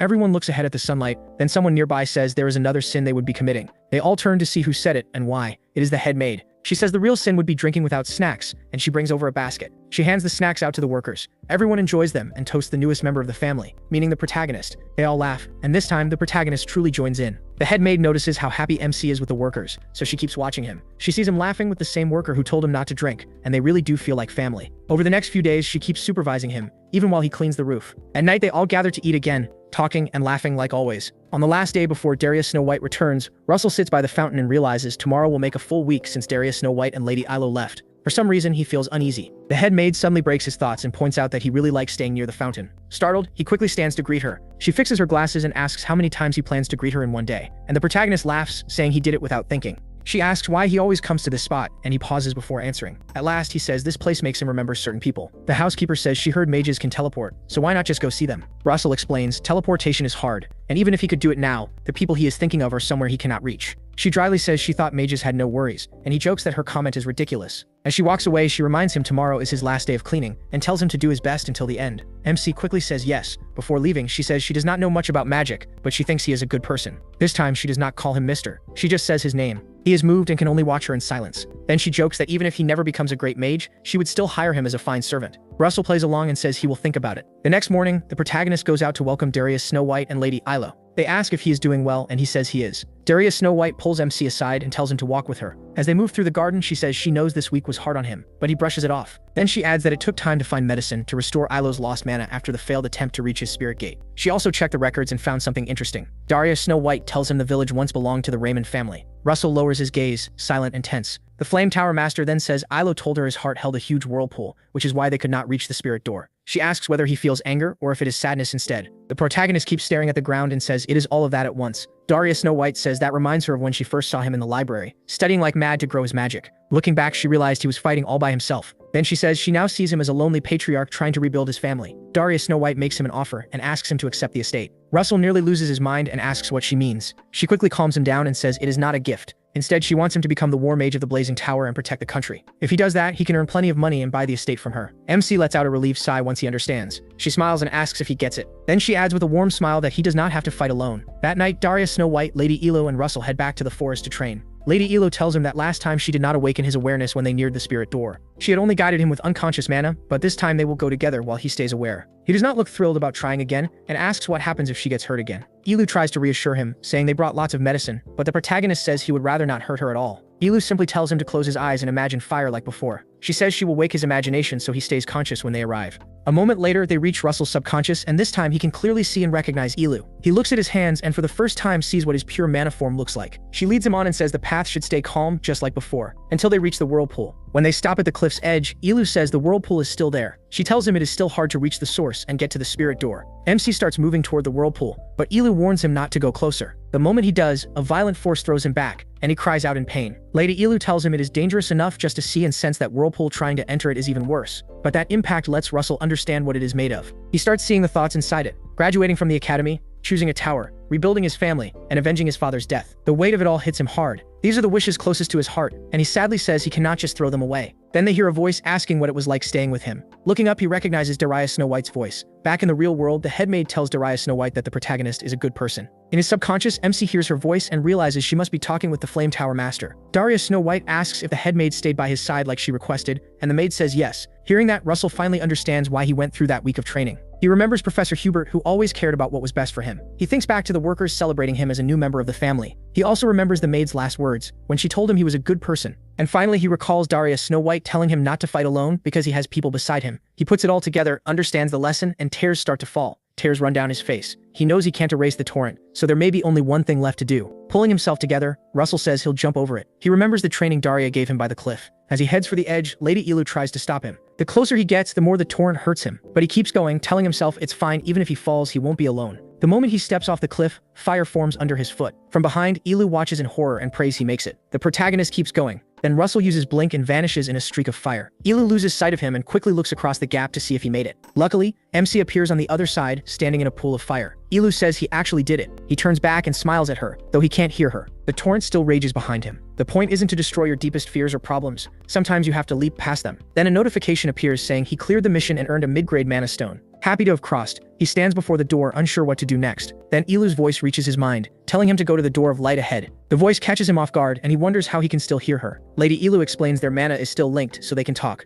Another screen appears and gives Russell a new mission. Make a contract with a spirit. Following Ilo's instructions, he is told to summon one and form the contract. She tells him to place his hand on the door, and he does. After touching it, he asks what happens now because he doesn't feel anything. She tells him that the next step is up to the spirits. No one knows what will happen, so the protagonist keeps his hand on the door and waits. Ilo adds that no one knows what kind of spirit may come or if any spirit will choose him at all, so she tells him to keep his hand there and wait. Meanwhile, in the real world, Mistahis watches Russell while he remains in a trance. Ilo tells him again that all they can do now is wait. MC thinks of the dragon spirit he met before and tries speaking to it in his heart. He says it's okay if it can't come, if doing so is too hard. He adds that he won't be upset, but then a huge red dragon suddenly appears around him inside a magic circle. Seeing the dragon, he says he's thankful for everything that led to this moment. The dragon comes closer, touches his hands, and the contract is made. Suddenly, they are all pulled out of that world, and the protagonist jerks back to reality. He opens his eyes and wonders what just happened. Once he looks clearly, he's shocked to find a tiny red dragon sitting in his lap. The little dragon lets out an adorable growl, and Russell wonders if this is what spirits look like. Ilo and Mr. Haya laugh nearby. Ilo congratulates him, and Mr. Haya says there's even more to celebrate.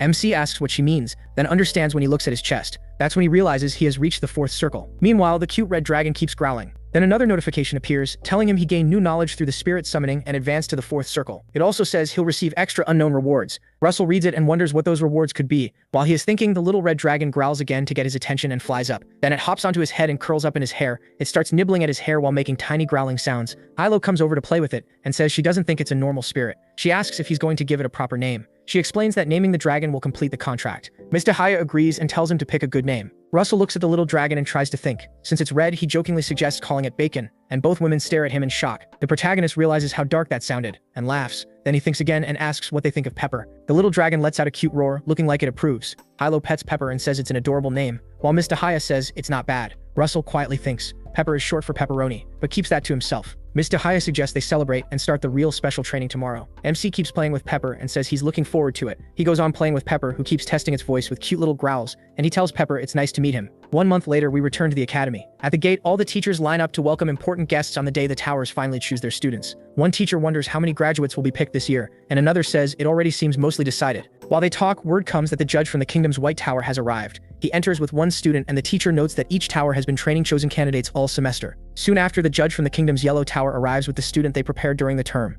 A little later, the judge from the kingdom's Spear Tower shows up with the girl they trained. The teachers keep gossiping, and one says they should do something extra for these specially chosen students. The others agree. When they notice Hubert frowning at them, they quickly change their tune and say they should do something special for everyone at the school, not just a few. Hubert glares at them and asks how they can call these children their students if they only care about the talented few. As they talk, another announcement says the judge from the kingdom's Flame Tower has arrived. The nearby students tense up since the Flame Tower is one of the kingdom's top towers. But instead of what everyone expected, a different person named Vermilion Olsen steps out of the Flame Tower carriage. Hubert looks at Vermilion and wonders why he's here. Vermilion seems tough and scans the area, clearly searching for Russell. When he doesn't see him, he says the protagonist still isn't here. Hubert starts to worry. If Daria sent Vermilion as the judge, maybe she doesn't plan to choose MC after all. Meanwhile, someone suddenly teleports across the sky with fire magic. It's Russell, rushing in so he can make the ceremony on time. Vermilion notices the strange movement and looks up to see who it is. He finally lands nearby and lets out a relieved sigh. He realizes he almost missed it, but he's glad he made it at the very last second. Then the protagonist locks eyes with Vermilion and is stunned to see him there. Vermilion only gives him a distant look like they don't even know each other. He turns and walks toward the academy, passing the line of teachers. With a cruel smile, he thinks to himself that breaking Russell is going to be fun.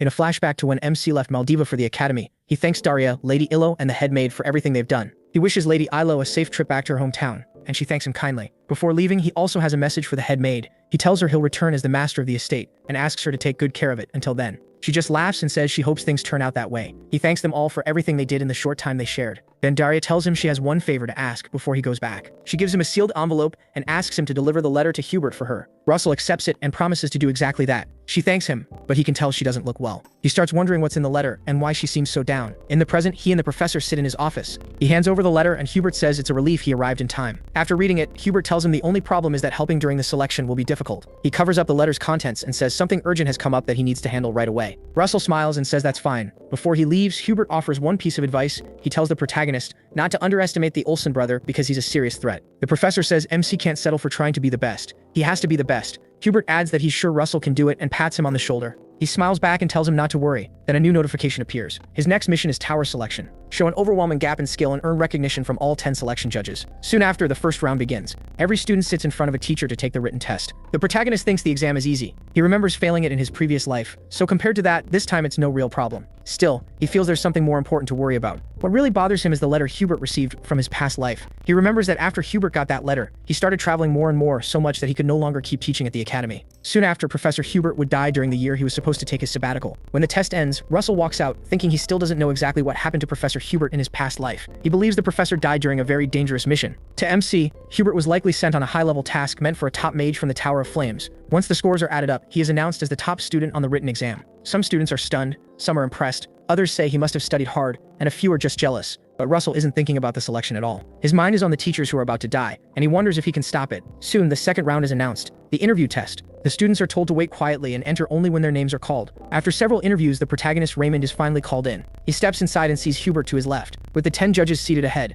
To him, this is proof that the future really can change. MC doesn't remember Brother Olsen serving as a judge in his previous life. The fact that he's here now means the past has already shifted, and if things can change, then maybe Russell can join the Tower of Flames and stop the teachers' deaths. To do that, he needs the judges to acknowledge him. Across the room, Vermilion Olsen watches him with open contempt. The rules are simple. The judges ask questions and he answers out loud, briefly. The judge from the White Tower tells them to begin at once and starts with a question about a formula created by the mage Oragang 3 years ago. Question after question comes, and Russell answers clearly and well. But the hardest part of the interview is a hidden second test. Soon the judges release waves of mana to see if he can stay calm and keep answering under pressure. It's a normal part of the selection, and he knows he has to endure it. In his past life, this was where he always failed, coughing so hard he nearly passed out. This time, he holds steady and keeps answering. The judge from the Yellow Tower is impressed that the protagonist's expression doesn't change even in the middle of the mana storm. Vermilion Olsen, though, isn't impressed at all. He smirks and says this level of mana is nothing. Then he raises the pressure to see whether MC can handle more. Russell feels the shift right away, and it becomes much harder to endure. Olsen just smiles as the mana storm grows so fierce that even the nearby guards start feeling it. The judge from the Yellow Tower glances at Olsen and realizes he really is a mad tiger. That judge thinks the candidate could die if this keeps going.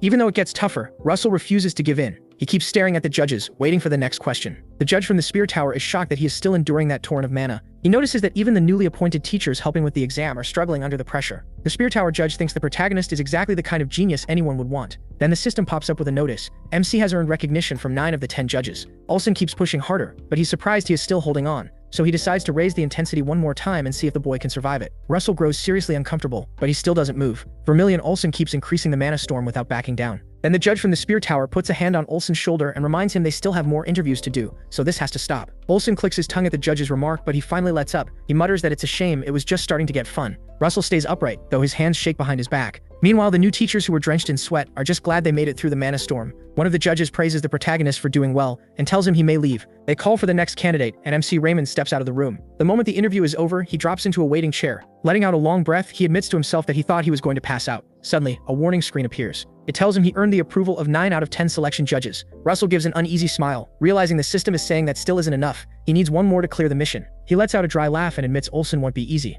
After the second test, the tower judges walk down the hall talking about him. The judge from the Spirit Tower says he is the student the master of the Fire Tower has been watching, which makes him off limits to the others. The master of the Yellow Tower says he's the kind of student anyone would want on their side, and Vermilion Olsen says nothing, only walking ahead of them. The White Tower judge cheerfully asks when he plans to train the protagonist as the youngest disciple of the Tower of Flames, but Olsen does not take it well. Annoyed, Olsen turns and asks who said the boy would become his apprentice. The White Tower judge realizes she hit a nerve and quickly tries to reword it. The others watch in awkward silence as Olsen storms off. They wonder why he's so tense. Then Olsen remembers the time he took several new recruits from the Flaming Tower to a battlefield. In the flashback, one of the rookies fails to keep the barrier up while enemy swordsmen attack. The enemy smashes through the barrier. The knights cut down the young mages and stab them to death. By nightfall, Olsen kills all the enemies, but the younger ones do not survive the ambush. As he stands among the bodies, tears run down his face while he mourns them. Back in the present, he remembers one harsh truth. If one weak link falls, they all fall. That's why he's so hard on Russell Raymond. Soon after, the third round of the selection begins, and everyone gathers outside. The organizers announce that the next test will be a kind of treasure hunt. They must enter Walker Hill Forest and find green mana stones. The man explains that they will earn points based on how many stones they collect and how quickly they return. Russell thinks some of the other contestants may get desperate enough to steal from each other, so he needs to stay alert. The participants are told to line up before entering the forest. As they do, another system message appears for MC, telling him the final part of the mission is earning Olsen's approval. He stares at the screen and wonders how senior disciple Olsen could ever acknowledge him.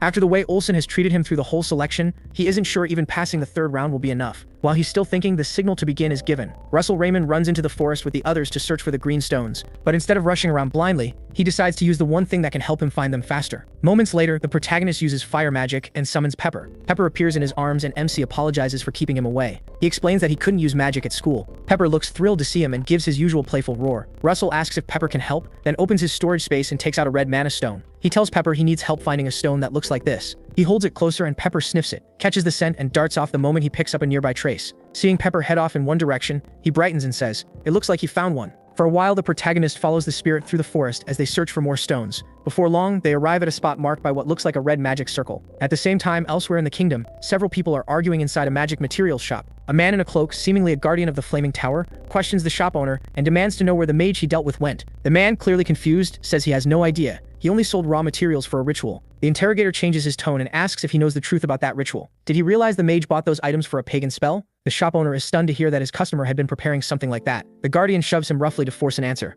He warns that helping a cult is the same as betraying the kingdom, and the man realizes he's in serious trouble. Now furious, the guardian demands one more time to know where the mage went. The man stammers that he truly doesn't know. All he heard was that a cruel woman who kills people by burning them had taken in a disciple, and the mage they're hunting went to check on that. In a flashback, a dangerous mage watches Miss Datila speak with MC in Maldiva. He sees MC receive a cloak from the Flame Tower Master and the Tower Guardians. The Guardian lets the shopkeeper go and realizes the person clashing with the cult is his own teacher. When he reveals himself, it's Professor Hubert. He immediately runs out. Hubert tells himself he is in danger. Fire covers his body, and he teleports away to warn the academy that the selection test is far more dangerous than anyone thought. Meanwhile, one student looks around in frustration because he still can't find any mana stones. He complains that he can't use light magic since it would expose him and make him a target. As the boys move deeper into the forest, he notices a strange dark figure. The moment it shifts, he stops and cries out. He fires a wind arrow at the figure, but nothing happens. The hit does no damage at all. Thinking it looks like a man, the boy says the figure scared him and wonders if it's another contestant. When he gets no answer, he assumes the man is dead and turns away. He debates checking the body, but decides to leave it alone.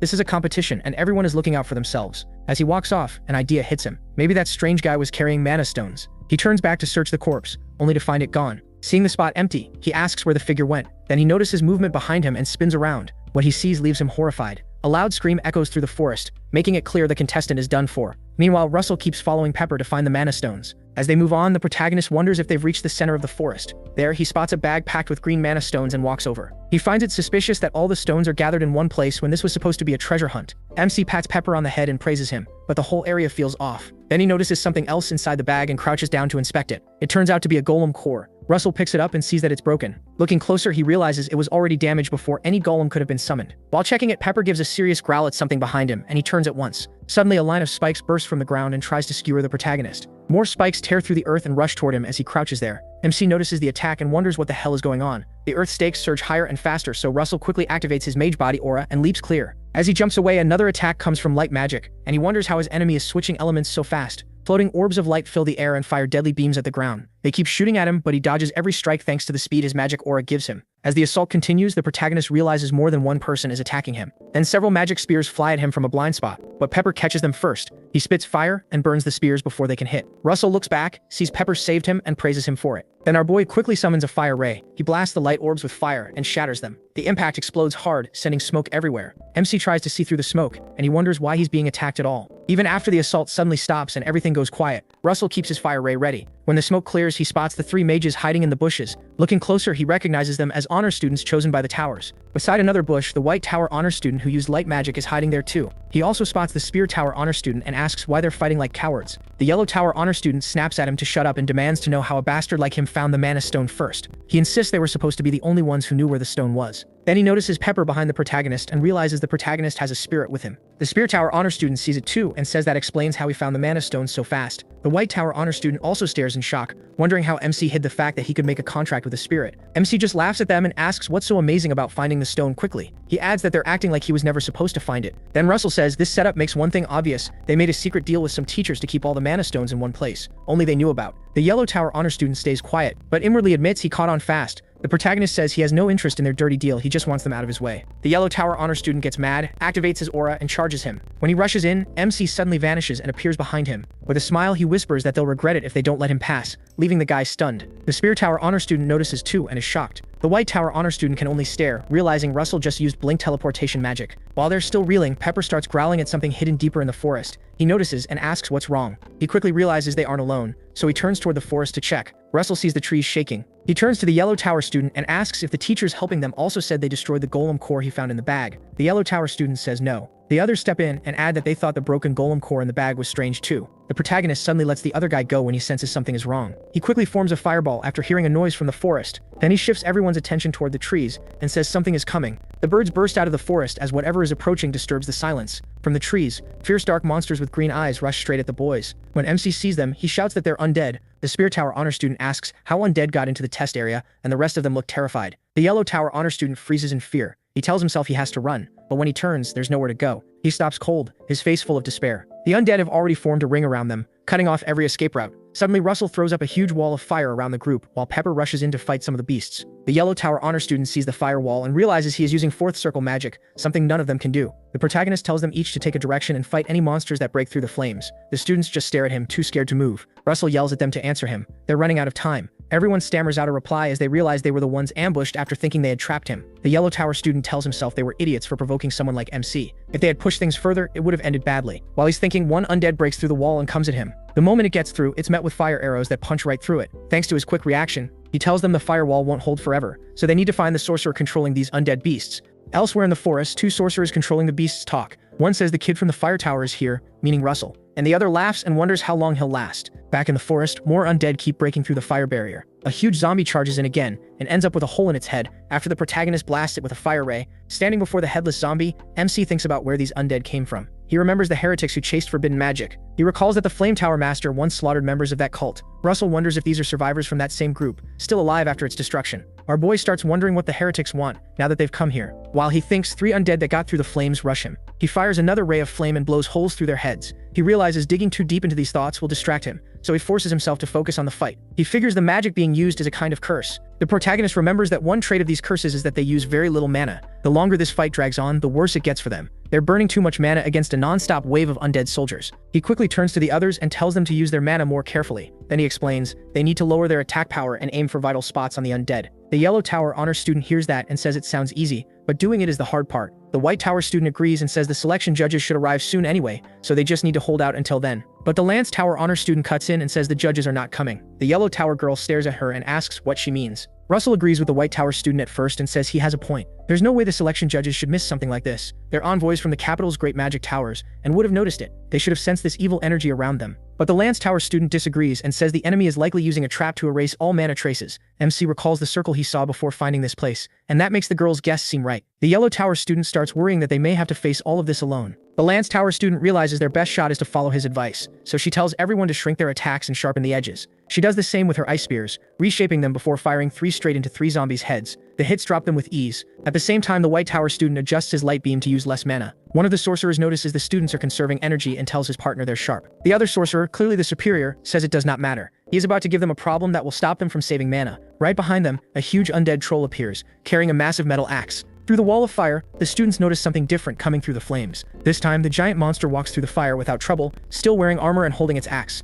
Everything is about to change. The monster turns toward them, its green eyes glowing as it snarls. Every student freezes in shock when they realize a troll has entered the fight. The Lance Tower student quickly spreads ice in front of it, trying to make it slip and lose balance, while the White Tower student attacks at the same time. He throws light spheres and fires deadly rays with a spell called Crystal Laser. After the attack ends, the troll looks completely fine, not a single wound on it. All his attacks did was make it angrier. The troll raises its weapon and swings down at the White Tower honor student. The boy just stands there, frozen with fear and unable to move. Then Russell summons his signature move and calls forth the blazing spear. Before anyone can react, the protagonist leaps at the monster and slashes across its chest with full power. The spear tears into the troll and burns through its body. MC lands and watches to see how much damage he dealt. Meanwhile, back in the forest, the core the sorcerer used to control the troll suddenly shatters, catching him off guard. The junior complains to his senior that he took down a whole troll in one strike, but the senior only grows angrier. Inside the firewall, the Lance Tower honor student realizes Russell's spell is something special. She studies the burning weapon and sees that its power rivals 5th circle magic. Still staring at the protagonist, she wonders if he really goes to the same academy as her. MC does not notice her watching because something in the sky grabs his attention. He looks up and sees Pepper circling one exact spot. At the enemy camp, the sorcerers notice Pepper hovering above them and do not know what to do. He smiles when he catches the signal and says he has found their hiding place. He activates his mage body to boost his strength, draws back with a flaming spear and hurls it. His eyes go wide with fury as he puts all his power into the throw. Russell launches the spear with everything he has, then tells them it is their turn to be attacked. A blast of fire bursts from him and races straight toward the forest where the sorcerers are hiding. They see the attack coming and the junior warns his superior that they have to move, their position has been exposed. The flaming spear tears through the sky as it heads right for them. The senior sorcerer chooses not to dodge and says they need to block it. To stop it, they command several undead to jump in front of the spear and take the hit. The undead rush at the spear without hesitation. The zombies slam into it, causing a violent blast. But the senior sorcerer is stunned by what happens next. Using the undead as shields does not work at all. The spear blasts through them and keeps coming. He quickly starts forming a shield to knock it back. Soon a huge explosion erupts in the forest. The students see it from where they stand. Russell stares at the blast and wonders if he hit them. The undead army attacking them also seems to stop once he strikes the ones controlling it. From the explosion site, the senior sorcerer curses that Darius Snow White seems to have created a monster. He is holding the junior sorcerer in front of him as a human shield and says they had been saving a secret weapon for the selection judges. Now the senior sorcerers grin and say it looks like they will have to use it on the protagonist first. In the middle of the forest, MC sees something horrifying. Some undead skeletons are moving toward them while holding students from their academy as hostages. Around a dozen skeletons appear, each with one student, making it impossible to fight without hurting their classmates. Back at the academy, some corrupt teachers try to stop Professor Hubert from entering the exam center. They politely argue that only the selection judges are allowed inside. Hubert does not listen and walks in to speak with his senior brother, Olsen. Olsen sees him and asks if the mission he went on is finished. Hubert quickly reports that the cult's followers are on the move too. Hubert says the cult members are after Russell, and that the candidates at the exam site are also in danger. That angers Olsen, who asks how the cult dared to cause trouble while he is here. Meanwhile, in the forest, the sorcerer warns the students not to move a single finger if they do not want trouble. He controls the undead and forces the captives to kneel, with swords pointed at them. The sorcerer says he will kill every hostage and turn them into soldiers if anyone tries anything funny. Russell stays quiet and notices the captives have been gagged so they cannot cast spells. He considers blinking over to the sorcerer and stabbing him with his fire spear. The problem is the man could order the undead to kill the hostages before he dies, which would make the plan worthless. And not just the captives, everyone there could die. The sorcerer tells them not to resist and orders them to come forward. He calls out him by name, mocking him as the boy from the flame tower. That confirms his suspicion. They came here for him. He clenches his fist and lets out an aura, but decides striking back now is too risky. So he steps forward slowly, just as ordered, to avoid getting anyone killed. The sorcerer says it is impressive that he would give up his life to save his friends. Russell scoffs and says those people are barely his friends. They are the kind who use the weak for their own gain. The Yellow Tower honor student hears that and realizes they are in deep trouble. The protagonist adds that they also cling to the strong when it benefits them, and the Lance Tower honor student feels ashamed hearing it. MC goes on, saying all he ever got from the other students was scorn, hatred, and envy. To him, they are all just people jealous of others. The sorcerer falls silent, taking in those words. Then Russell breaks the silence and says the man probably would not understand. He explains that he is doing this because a guardian's duty is to protect people. His words shock the others, who expected anger and resentment instead. The sorcerer cannot understand that way of thinking and asks how he can still talk about duty and justice in a world where the strong hunt the weak. He says words like that are too big for weak people. Russell smiles and fires back that it is funny hearing that from someone who hid all day and was too scared to kill his enemies himself. The insult clearly hits, though the sorcerer tries to stay calm. He answers that if the protagonist wants it so badly, he will grant his wish. Then one of the undead skeletons suddenly appears behind MC and grabs his arm. The sorcerer orders the undead to gag him too, so he cannot cast, then says he will kill him with his own hands since that is what he wanted. Calling him the boy from the flame tower, the sorcerer lets a dark aura cover his body. Once the protagonist is pinned down, the man pulls out a strange green sword and jokes that it is a shame Russell will not be able to hear his own screams as he dies. Then he steps closer. The man closes in and raises the blade to stab MC. He remembers a kind of magic that needs no chant. It can be cast with thought alone. He thinks back to when he made a spirit contract and the system told him he would get a bonus reward for reaching great insight in spirit summoning. At the time, he wondered what that reward was. In that memory, the system gave him a strange ring. Back in the present, he realizes artifact magic can be used without casting spells. The item is called the Clouded Ring, and though it looks normal, it can turn into a thundercloud when needed. A huge storm cloud suddenly forms above them. The sorcerer doesn't notice and keeps talking, saying Russell Raymond's death will be the first step in their revenge. Then thunder cracks behind him, and he freezes, wondering what just happened. Looking up, he spots the strange thundercloud overhead. At the same time, the protagonist Raymond, still bound by the undead, starts giving off lightning. When the moment is right, he commands the thundercloud with his mind to strike them all. The flash is so massive, even the honor students cover their faces. Lightning keeps crashing down, burning everything in its path. The sorcerer passes out and drops the core he was using to control the undead. It hits the ground and breaks. He stands there stiff and twitching as electricity runs through his body. At last he falls, and the undead soldiers drop too. Russell Raymond is the only one still standing, still crackling with electricity. MC tries to loosen the rope tied behind him. Then someone steps up behind him. That person helps him free himself. It's the honor student from the spear tower. She can't believe he thought of artifact magic in a moment like this and quietly admits he's really something else. Once she's done, Russell Raymond smiles and thanks her for the help. She scratches her head and says they should be the ones thanking him. Then she quickly turns and says they need to call the judges right away. She tells him everyone looks hurt and needs treatment. Nearby, the yellow tower honor student unties another student and tells him not to forget to report what he did. The protagonist Raymond says the judges will be here soon. When she asks how they could know, he just smiles and says his friend will lead them here. Nearby, Pepper finds the trap the sorcerers used to block mana and burns it with his breath. Then Pepper leaves a trail of fire through the forest so anyone searching can follow it to the students. Russell Raymond explains this, and the Spear Tower honor student is amazed by how far ahead he planned. As she walks off, MC notices something else. His ring is still sparking. He looks at the clouded ring and realizes it uses far more mana than he expected. As the Spear Tower student moves past the unconscious bodies, the sorcerer's body starts to move. With half his face burned, he begins chanting to a spirit and says he offers his devotion to it. As he dies, he declares that he gives his life, his years, and even this death. Hearing that, Russell Raymond and the Spear Tower honor student turn at once to see what's happening. The sorcerer casts a horrible spell, merging his body with all the undead corpses to summon something called the Giant Skeleton. A massive undead skeleton rises, clearly out for revenge. He tenses under its shining aura and realizes this monster is far beyond the 5th circle. The Spear Tower honor student tells everyone to run into the forest because this new enemy is on another level. The Yellow Tower honor student is the first to bolt. On his way out, he spots the bag of green mana stones and thinks about taking it. The Spear Tower honor student then notices Russell Raymond isn't running and asks why he's staying to fight. The protagonist says the monster is focused on him, so he's the only one who can hold it off until the judges arrive. Meanwhile, Olsen and Professor Hubert race toward the training ground. The girl figures the protagonist must be out of mana and wonders what he plans to do. The monster quickly raises its claws and smashes down where MC was standing. He teleports away, since no shield could block that hit. He forms a fire spear and realizes even one blow from this thing could kill him, so he attacks first. The spear tears a deep gash into the monster, but it still looks far from dead. Russell Raymond sees the hit worked, yet this fight is going to be harder than he thought. Then he sees the flesh healing and wonders if the creature can regenerate too. While he's thinking, the monster swings its tail at him and misses. A second attack comes right at his face. He dodges that one too, but the monster moves again before he can steady himself. Realizing he's in trouble, he cries out and a blast of ice slams into the tail, knocking it off course. Russell Raymond is stunned, since he was about to be skewered. Nearby, the Spear Tower honor student shouts that he saved her life, so she can't just leave him behind. The monster turns toward the new threat in surprise. The other students keep running for safety, while she remembers his words about a guardian's duty. Meanwhile, the White Tower honor student and a few others hear the monster roar and turn back. The Yellow Tower student asks why they're going back and calls them insane.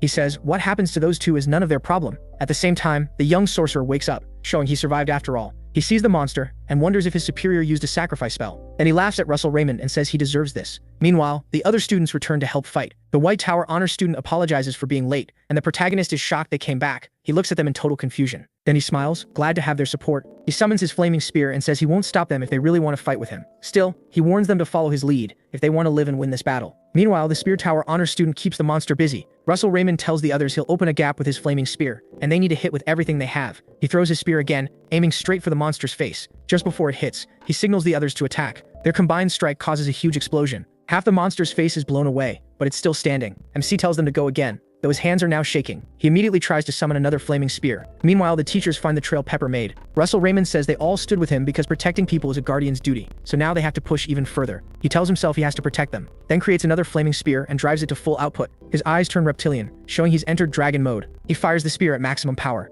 The other students launch their spells too. The huge flaming spear streaks through the air and smashes into the monster's face again. Soon after, Vermilion reaches the battlefield. He's shocked to see the students fighting a giant skeleton and wonders what these weak kids think they can do together. In his eyes, they should have just run. Vermilion Olsen believes weakness only brings others down. To him, if one person falls, everyone falls with them. But then he watches Russell Raymond push out a full-power fire spear and send it straight at the monster. As he waits to see the result, he notices the spear ripping through it. In that moment, Vermilion realizes that when one weak person stands up, the rest can rise too. He watches as their teamwork triggers a huge explosion and blows the monster's head off. Then the senior sorcerer's head is revealed, making it clear he's the one controlling the creature. He screams that it isn't over, and the monster starts healing again. Vermilion instantly takes command and charges. He uses a spell called Overheat, pouring a massive amount of energy into his hand. The sorcerer is stunned when he sees Vermilion rushing straight at him. Vermilion calls it an evil thing and orders it to vanish. The blast is so bright it nearly blinds the students, and the monster is completely vaporized. Russell Raymond smiles at Vermilion and says if he was going to step in, he should have done it sooner. Then he suddenly passes out from mana exhaustion. Professor Hubert catches him and praises his hard work. Vermilion smiles back, clearly impressed.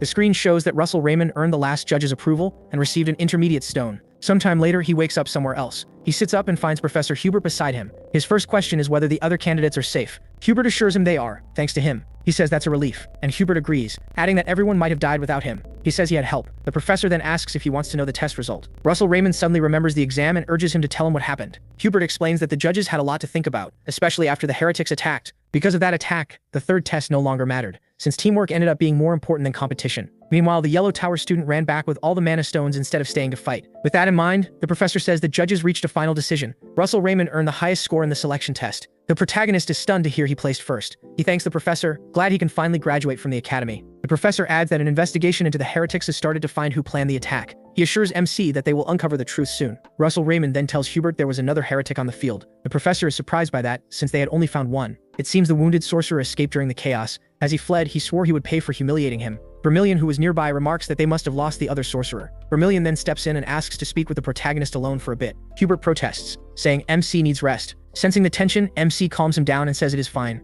Later, Vermilion and he head out. Vermilion says he must have felt held back while fighting the heretics. He means fighting alongside weaker people. He says he still believes weakness is a flaw, and that has not changed. The protagonist agrees but says the weak give the strong a reason to grow stronger and protect them. Because of that, the weak keep trying to improve, inspired by those strong enough to shield them. That way, no one is left behind and everyone moves forward together. Vermilion listens without speaking. Then he smiles and says that was not a bad answer. He tosses MC a white bag and tells him to open it. MC, shocked, unwraps it and finds a cloth he quickly recognizes as a robe from the Flame Tower. Vermilion smirks and tells him not to get ahead of himself yet. He explains that if he wants to join the Flame Tower, there is still one more test. He is confused, since the selection test is already over. The senior explains that this is an old tradition they must pass before joining. Suddenly, Vermilion creates a circle around himself. He declares that Russell Raymond must force him out of it using any spell he wants. He adds that if the protagonist cannot move him, there will be a fitting price. MC warns him not to regret giving him a free chance to attack, then pulls out a mana stone from his pouch and consumes it. He grins and repeats that he can use any magic he wants. Russell Raymond smiles as he works out a plan. Soon after, Hubert notices something that catches him off guard. Vermilion braces himself, but one of his lightning strikes hits him and pushes one leg over the circle. He smiles, remembering he is protected by armor equal to at least a 5th circle spell. Yet somehow this kid's attack still drives him back. Hubert rushes over and asks Senior Olesen what he is doing. He complains that he is picking on the boy before he has even recovered. Vermilion stands firm and says this is a long-standing tradition of the Flame Tower. Hubert shoots back that this is the kind of behavior he would expect from a brand new disciple. Vermilion gets mad and asks what that is supposed to mean, insisting the tradition is meant to teach Russell Raymond discipline before he joins them. Hubert angrily replies that if they pile any more discipline onto the boy, the academy pillars might collapse. Then Hubert apologizes to the protagonist for Senior Vermilion, but the protagonist just laughs and says it is fine. Ignoring Hubert, Vermilion tells MC he is the only person to pass this test since it began. It seems MC used a special spell he created by combining his magic ring's power with the burning spear at the same time. On top of that, to Vermilion's surprise, he even summoned a spirit to strengthen the attack. Vermilion admits he is honestly impressed, and Hubert is shocked to learn he summoned a spirit. Russell Raymond calls out Pepper and introduces the spirit to them. The two men look at it and think it is adorable. Sometime later, at the academy graduation, the protagonist Raymond gives the valedictorian speech. He wishes the other students well as they move on with their lives. Everyone applauds after he finishes speaking. Sometime later, Hubert praises the speech and MC thanks him. Hubert reminds him he is not a student anymore, so he should call him Senior Brother now. He agrees and calls him Big Brother. Brother Hubert smiles and asks whether he has a place to stay in the capital. Russell Raymond says he was thinking about renting a small room on the edge of the city. Hubert tells him not to do that and says he can stay at his house since he cannot go home until his contract with the academy ends. The protagonist eagerly asks if that is really okay, and Hubert says yes. Brother Hubert adds that he bought the master's house and it is funny that he still has not really used it. Some time later, MC moves in. The system congratulates him on graduating and gives him an unknown reward along with, for the first time, a high-grade mana stone. Russell Raymond checks the unknown reward and finds the same map as before. The system tells him to go to the marked location and complete the linked mission. He smiles because he knows the place. It is a forbidden island humans cannot set foot on, called Cool Island. It is packed with magical beasts and so dangerous that you need to be at least 6th circle to survive there. Our boy thinks about how curious he is to see what this chance really wants from him. He remembers that the King's Horn power was placed inside him. He starts to wonder whether all of this is only to make him stronger, or if there is some bigger mission he is meant to prepare for. He sits down to rest and realizes he still does not know. Still, he decides he has to grow stronger no matter what, because there is already so much he wants to protect. Some time later, in a carriage, Vermilion asks the protagonist if this is his first time going to the capital. The protagonist says no, he has been there before. Vermilion remembers he is from the Raymond family, so of course he would know it. Then MC tells Senior Vermilion he wants to ask something. He asks about the task Hubert was given and whether it has to do with the heretics. Vermilion just looks at him and listens. Our guy says that otherwise Hubert would not have returned right when they were attacked. Vermilion smiles and says he is sharp. He confirms the guess and explains that Hubert's mission is to track the heretic group. He adds that he is not even sure "roop" is the right word for that cult. Russell Raymond admits that he wants to help with that mission too. Vermilion is taken aback by the sudden request and asks if he is serious. He studies the boy closely and realizes he is not bluffing. Smiling, he tells him that since he is a man, it is fine to dream big. He promises to tell the master about his interest and he thanks him. Vermilion says he will only do it if the protagonist can learn the spell he is about to teach before they reach the capital. The protagonist laughs, realizing brother Vermilion really does love making bets. He says the spell is called Overheat. Smiling, he says it is magic meant to kill in a single blow. Vermilion activates the spell and explains that it works by focusing mana into one point for a brief moment. Then he says, you can think of it like pulling back your mana and firing it like a slingshot. He grins and asks if MC can do that. Later, the two get out of the carriage to test whether MC can use Overheat. He slows his breathing and tries to gather all his mana into one palm. Later, he fires it at a rock. When the smoke clears, the stone has a huge hole in it, so the test seems like a success. Vermilion smiles to himself and says this went beyond his expectations. He is amazed that Russell Raymond used Overheat with his own fire-based origin magic. He wonders if he has ever seen anyone this talented with it. Then the protagonist's hand starts to shake. Vermilion explains that Overheat uses instant focus, so he has to be careful, because he will not be able to attack right away after using it. MC notes that this makes it risky against a strong enemy. Vermilion smiles and says that is not always true. He explains that the best defense is the strongest attack. When they reach the capital, Vermilion reminds him of what he said about never knowing when someone stronger might appear. He says that strong people often look down on the weak, and there is always a moment when they let their guard down. Meanwhile, a man named Alan tries to help an older man down from a high place. He sees him and recognizes him. Vermilion keeps explaining that if he ever ends up in that kind of fight, the hidden trick he saves for the end will decide the winner. Later, he meets Master Daria Snow White. He thanks her for the help that brought him this far. She just smiles and congratulates him on joining the Flame Tower. She tells him his arrival lines up with a visit from the Spear Tower Master, Hemingway Melville, who came with the young Spear Tower mage, Alan Page Melville. Melville speaks up and says he was wondering why Darius Snow White chose today of all days to meet him. Then he says he now sees it was so she could show off the disciples she gained in her later years, and Darius Snow White proudly admits he is right. She says that the protagonist Raymond is a hero who defeated a heretic at a young age. The protagonist Raymond looks at Alan Page again and remembers that in his past life, Alan earned the title of youngest 6th Circle mage within just a few years. He recognizes him as a rare genius, and recalls that he was the mage who saved his life. Melville jokes with Darius Snow White and says it is only natural for him to brag. Then he adds that if she looks at it fairly, Alan's skills are better. Vermilion is already tired of them arguing again. Darius Snow White asks Melville if he forgot her disciple is younger than his. He says he knows, and the two keep trading jabs until Alan puts a hand on Melville's shoulder and says his master usually isn't like this. He explains that Melville only acts childish around Darius Snow White. Melville snaps and calls Alan a brat for saying nonsense, but Alan just jokes that he must miss being young. Alan starts reminding him that they still need to visit the royal palace, and Melville agrees. Then Alan walks over to Russell and apologizes for how his master acted when they first met. MC laughs and says it's fine. Then he admits he was a little disappointed because he wanted to show Alan his magic. Vermilion is stunned and assumes the boy needs to be talked down. Melville just laughs and says Russell is bold. Then he asks where that confidence comes from and lets his aura fill the room. He is shaken by the Tower Master's power and says it feels like standing in the middle of an ocean. Melville laughs at that and says he didn't expect to be surprised at his age. As he gets ready to leave, he asks Darius Snow White for a wager, and that catches her off guard. He says that if her disciple fully catches up to his in 5 years, he'll give her one of his mythical relics. Darius Snow White looks pleased and says, Russell hears this and remembers that mythical relics are artifacts from the lost Age of Myths. From what he knows, even the weakest ones hold mana close to the 7th circle. Darius Snow White says it should be 3 years instead, and Melville is stunned. She adds that if her disciple fails to catch up in 3 years, she'll hand over her own mythical relic. Master Melville laughs and reminds her she can't take it back now. She only smiles and tells him to get his artifact ready. At last, Melville leaves and tells Alan to come with him. Alan bows politely and tells the Master of Flame they'll be taking their leave while Melville keeps laughing. Once they're outside, Alan asks if it was really okay to bet a mythical relic. Melville says it wasn't, which shocks Alan. Then the Master turns to him and tells him to do everything he can and give it his all. Alan makes a face and says he feels like the older one in this relationship. Meanwhile, Vermilion tells the protagonist he really can't stay quiet on his first day. He asks if Alan is his friend, and the protagonist apologizes. The boy starts wondering if he really did something wrong. Later, Lady Daria speaks with MC and says Olsen told her he wants to help track down the cult members. He confirms that he does. Master Daria says his timing is good because she just received reports from their spies. They found traces of the cultist who attacked the academy. He was seen somewhere in Sudra, a neutral city, and is trying to escape alone. He remembers that Sudra is basically a safe haven for criminals, which is probably why the man chose it. Master Daria adds that tracking him should be easier for him, since she has faced him before. She says the only issue is that the criminal will probably be ready to fight back again. She asks if he still wants to take the risk. The protagonist surprises her by saying he'll do his duty as a guardian of the kingdom. She seems pleased with that answer and tells him he'll leave the next morning. Then she says she'll prepare a teleport gate and reminds him not to forget his supplies. The boy is happy she gave him permission, and he thinks this is the first step to stopping Professor Hubert's death. The next morning, Russell heads to Sudra by carriage. Inside, he's surprised they gave him 2 high-grade potions he could never afford to use. MC figures his master is worried about him, even if she approved the mission. During the trip, he notices a building that makes him stop for a moment. It's the Louvre Museum, where his time travel began. He rushes to the room where he saw the dragon heart. He tells himself he's been wondering this whole time why such a miracle happened to him. His answer is that he was given this chance to grow stronger and save more people. Then a screen appears with a mission to obtain the dragon folk's heart, with an unknown reward. Another notice gives him a mission called Dragonization, where he can call on a dragon's power at will, with a reward of 3 intermediate stones. Russell realizes that protecting the dragon folk's heart means making a huge contribution first, enough to earn something owned by the royal family. That won't be easy, but it's possible. He checks the other mission and wonders what the heck Dragonization even is. The system notices he doesn't understand and decides to explain.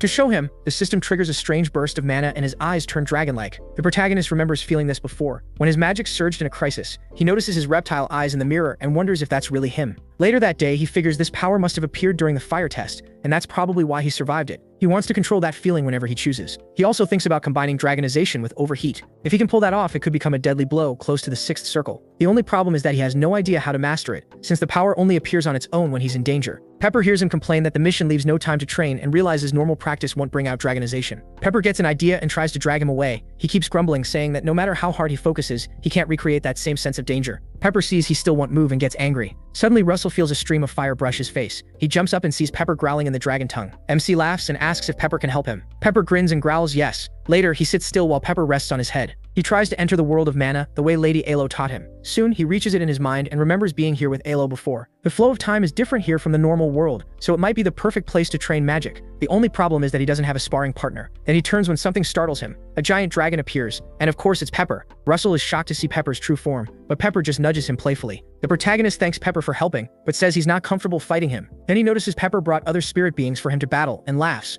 Relieved, he worried for nothing. One of the spirits looks like a man, and Russell smiles when he sees it. He snaps his fingers and asks Pepper for one favor. Meanwhile, in a pub in Sudra, some spies report to their captain that pagans have left the city and ask if they should chase them. The captain orders everyone to get ready to move. He also tells a man named Jackson to inform Delia that the situation has changed. Jackson confirms the order and tells everyone to be careful. The captain smiles and says there's no need to worry. Then he adds that he heard a prodigy trained by Delia herself is coming to help. He says he won't let anyone steal his chance to have some fun. Right after that, he orders the men to follow him and heads out on the mission. 3 days later, at a hideout in Sudra, Jackson realizes they need the Flame Tower prodigy to get there fast. He sends a report through a crystal sphere saying the Flame Tower scouts have gone missing. Later that day, some men notice something strange in the street. They're surprised to see a kid like Russell in a rough place like Sudra. Sudra is a neutral city where criminals often come to escape the law. MC realizes it would have taken much longer to reach Sudra without the teleport gate in the royal city. Even with it, the trip still took a week. But thanks to his image training in the spirit realm, he kept training the whole way, and it felt like months had passed before he got here. He remembers his battles in the spirit realm and how he managed to learn Dragonization. After that, the system tells him he can now use a dragon's power at will, and his dragon horns will appear based on his current level. He's also told that during Dragonization, his flame abilities rise a lot. Even so, he knows there are still big problems to fix.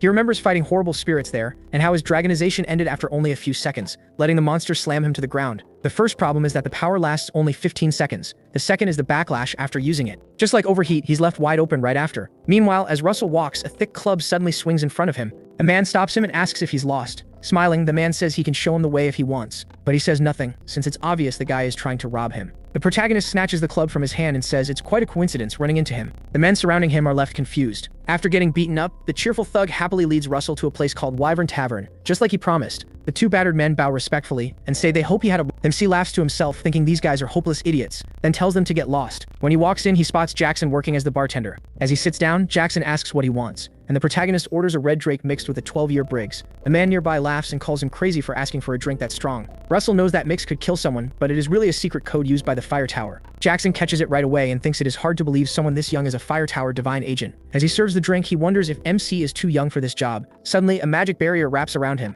Jackson explains that it blocks sound, so no one else can hear them. He introduces himself as a mage from the Red Tower sent here, and says he is working undercover as the manager of the Yellow Wyvern. Russell introduces himself too, then suggests they talk somewhere else. Once outside, he asks about the scouts who vanished 3 days ago. Jackson says it is true, and the last report they got said the scouts were heading for the desert ruins while tracking the sorcerer who attacked the boys. The protagonist asks if they walked into a trap, but Jackson says those men are too careful for that. MC asks for a map to the desert ruins. Jackson wants to know why, and MC says he is going to rescue them. But Jackson warns that this is not a place he should enter alone. The ruins are near the Empire's border and extremely dangerous. He says it sounds like Jackson doubts him, but Jackson tells him to wait for backup. Then the protagonist releases his mana aura, shocking the man. Jackson remembers hearing that MC had just reached the 4th circle, but the power coming off him feels like at least 5th level magic. Worse, he controls it with ease. Coughing under the pressure, Jackson admits he judged too fast, and says he will explain the route to the ruins. Russell smiles, seeing that his plan worked. Meanwhile, somewhere else in Sudra, the sorcerer reports to high-ranking members of the heretical sect, and says he left traces just as ordered. The 2 hidden sorcerers praise him and say they can already smell the blood of whoever comes to investigate. The next morning, he heads for the desert ruins. As he drinks from a water bottle, he wishes he had known about the heat sooner, so he could have improved his ice magic. The place is so hot that he pours some water over his head. Eventually, he reaches the building in the middle of the desert ruins where the men were last seen. He notices the place has many entrances and figures that if his only goal were finding the cultists, he could just destroy the ruins and force them out. But if the scouts are trapped inside, he cannot do that, so he has to go in. Russell guesses the building is probably full of traps,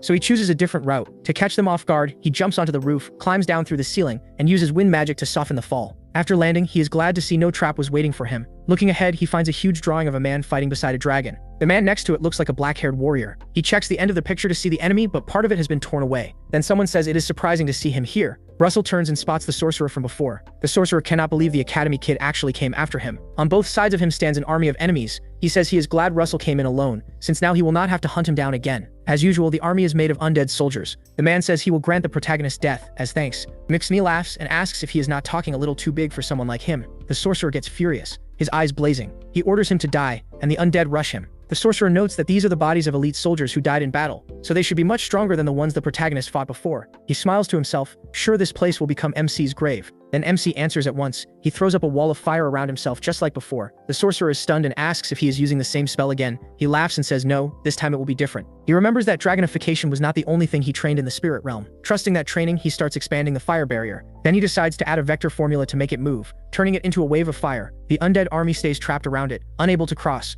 Then the wall burns even hotter and grows larger. Flames burst outward and swallow the undead. The fire burns through them and fills the whole room. The sorcerer watches in shock as his army is destroyed, and he realizes it should not have been this easy. After the flames die down, Russell walks toward him and says he can see him. The sorcerer is stunned because he was hidden under an invisibility cloak. He cannot believe the protagonist used detection magic in the middle of the flames. Cursing, he realizes he is in trouble and too late to run. MC charges him with a wild grin and says it is too late to escape. The hit is so strong that a huge blast tears through the entire ruin. The man survives, but collapses and starts coughing hard. Blood pours from his mouth, and he wonders if this is really all he has. He walks up and tells him to surrender now and make things easier for both of them. The man says he cannot, and the protagonist asks what he means. The man staggers to his feet and says his soul is no longer his own, and on top of that, he sold his family too. Then he screams that he gave up everything he had. Suddenly, 2 people appear above the ruins and jump through the opening while Mency is not looking. A woman named Betty uses a spell called Demonic Claw, and the man uses one called Nightmare Tail. They seem to be the people the sorcerer was reporting to. Mency quickly turns and sees the monsters rushing at him. Both attacks slam into where he is standing, and dust and smoke cover the area. When it clears, Betty laughs at the sorcerer and says he looks great. The man says he knows the sorcerer is only bait, but it is still pathetic that a kid this young beat him up so badly. Betty mocks him, saying that shriveled rat look fits him perfectly. The already broken sorcerer tells them Russell is the one they want. He says this is the target, the disciple of the Flame Tower Master. The 2 cultists are shocked, then become furious when they hear the name Daria Snow White. Meanwhile, he blocks the blow with a shield. He lowers it and tells them filthy people like them should keep his master's name out of their mouths. Then another screen appears with a mission. Capture at least one of the 3 cultists, or kill them all. The cultists turn to him, and the man says a quick death would have been much kinder. Beth agrees, laughing like a maniac. She calls Daria Snow White a bitch, and says there is no way her disciple will die easily. The woman declares that she will kill him, turn his body into a puppet, and make it dance in front of the flame tower. The male cultist orders the sorcerer, calling him Xavier, to seal the entrance while he brings out his nightmare tails. Beth blocks the entrance with bones from dead soldiers. She activates her demonic claws and grins, saying this is getting fun. Russell notices these 2 are attacking head-on instead of hiding in the shadows and sending undead after him like the other sorcerers. He realizes they are nothing like the enemies he faced before. Beth yells, asking if he is not going to attack because if he does not, they will. The protagonist says he wants to ask them something first. He asks what they did to the scouts who came before him. The male cultist asks what scouts he is talking about. Beth gets impatient and tells him to stop using cheap tricks to stall. She fires the demonic claw stingers at him, and the fight begins. Russell jumps away and wonders how they do not know about the scouts. Before he can land, the man targets him with whips from Nightmare Tail. The whips move fast, but MC still dodges them.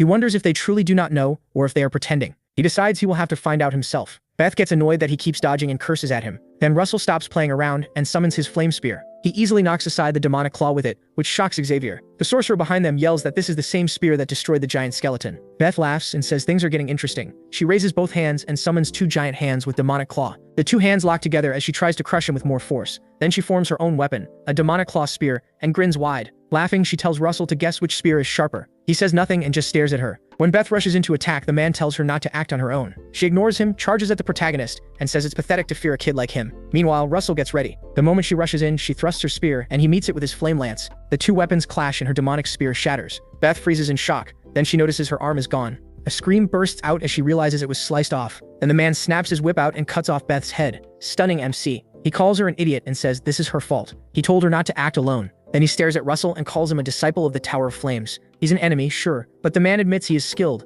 His eyes start glowing, and he spreads a web of whips around himself as mana blows through the room. The protagonist just watches, confused, waiting for the next move. The man says he'll tear him apart with everything he's got. Russell spots the storm of whips and jumps back before they can hit. The man says talent won't save him. No one can block attacks coming from every direction. Then a huge burst of fire erupts where MC was standing. The man notices something strange, and suddenly he appears right in front of him, smiling. The man is stunned when he realizes the protagonist used Blink. The protagonist pours all his power into one hand with overheat and slams the man's stomach with his sorcerer body boost. The cultist groans from the surprise hit. Xavier sees it all and is stunned. He notices MC standing over the cultist and realizes they're losing again. He collapses in despair, cursing the cultist for bragging like they were actually special, and tells himself he won't die easily. Next to Beth's corpse, he spots a red object on the floor. He recognizes it as an artifact and gets an idea. Meanwhile, the beaten cultist trembles. The injured man tells him to stop playing around and kill him, but he tells him to shut up. He grabs the man's head and aims a blast of fire at him, demanding an answer. He asks what happened to the scouts. The man spits at the protagonist and asks why he keeps talking about scouts. He swears he has no idea what he's talking about, and the protagonist is shocked because it really seems like the man doesn't know. The cultist sees an opening and thinks MC let his guard down. He pulls a dagger to strike, but before he can, a long whip lashes across the room and wraps around his throat. Startled, MC turns and sees Xavier using another sacrifice spell with the artifact, changing into a monster. Our boy is shocked that he has to deal with another sacrifice spell again. The cultist looks at Xavier and wonders if that thing is the infernal giant's heart. Soon, the whip from Xavier drags him across the room. Meanwhile, Xavier keeps offering up his own life and death, and everyone else's to finish the spell. As the cultist is pulled toward the forming infernal giant, he thinks he can't let himself fuse with that monster. But it's too late. He's dragged in and impaled all over his body. Xavier calls the creature Abomination and orders it to descend as the sacrifice ends. In an instant, the giant mass becomes the Abomination. The mana pouring from it is so strong that Russell starts wondering what is wrong with this thing. Then the system updates the mission. All cultists are dead, and now he has to destroy the Abomination. The Abomination stares at him with glowing red, evil eyes. Xavier, now changed into the beast, looks at himself and growls. He asks the protagonist how he dared force him into this mess. The monster uses a spell called Demonic Claw Stinger and says he'll make sure MC is torn apart. MC is shocked when he realizes the Abomination is using Beth's magic. It fires several demonic claws at him, and he stares in horror. The impact is so massive, it brings down the whole building.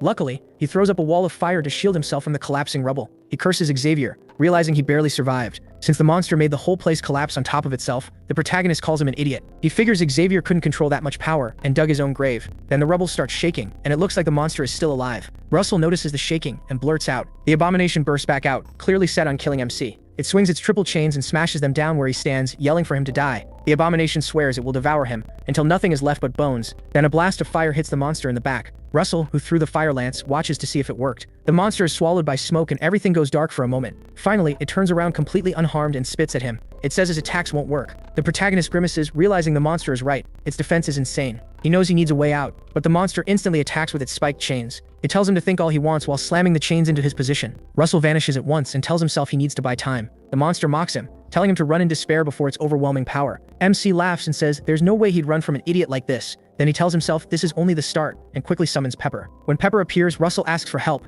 and Pepper eagerly agrees like always. Our boy lights fire in his hand and gets started. He throws up a wall of fire between himself and the monster, then turns it into a huge wave and sends it at the Abomination. The massive wave crashes into the monster, and even though it blocks it, the attack still does some damage. The Abomination calls him a fool and asks if he really thought a spell like that could hurt it. But when it looks up, he is gone, and it wonders where he went. Hidden nearby, the protagonist grins and tells Pepper to move now. While the Abomination is still looking around, Pepper rushes in. The dragon blasts the unaware monster with fire, then circles it fast, breathing more flames while trying to pin it down. Meanwhile, Russell flies above for the finishing strike. He's glad the monster's attention is off him, because now he can attack. He starts forming his flame lance, then mixes it with overheat, since it's the only spell he knows with overwhelming piercing power. Once Pepper sees the weapon is ready, he gets out of the way, At the same time, the monster yells at MC to stop hiding and show himself. Leaping toward its head, with the strange blaze lance, MC says he will. Right after that, our boy drives the blaze lance into the monster's head with huge force. Fire spreads through its head and body, but it tells him this is all useless. He laughs and says he knows it still hasn't seen his real trump card. Then he summons lightning. A huge sphere of electricity forms above the monster's head to strike it. Then he calls the lightning down onto the top of its skull. The spell is Thunder Giant's Hammer. The blazing bolt rips through the monster's whole body. The hit is so powerful that the abomination explodes on the spot.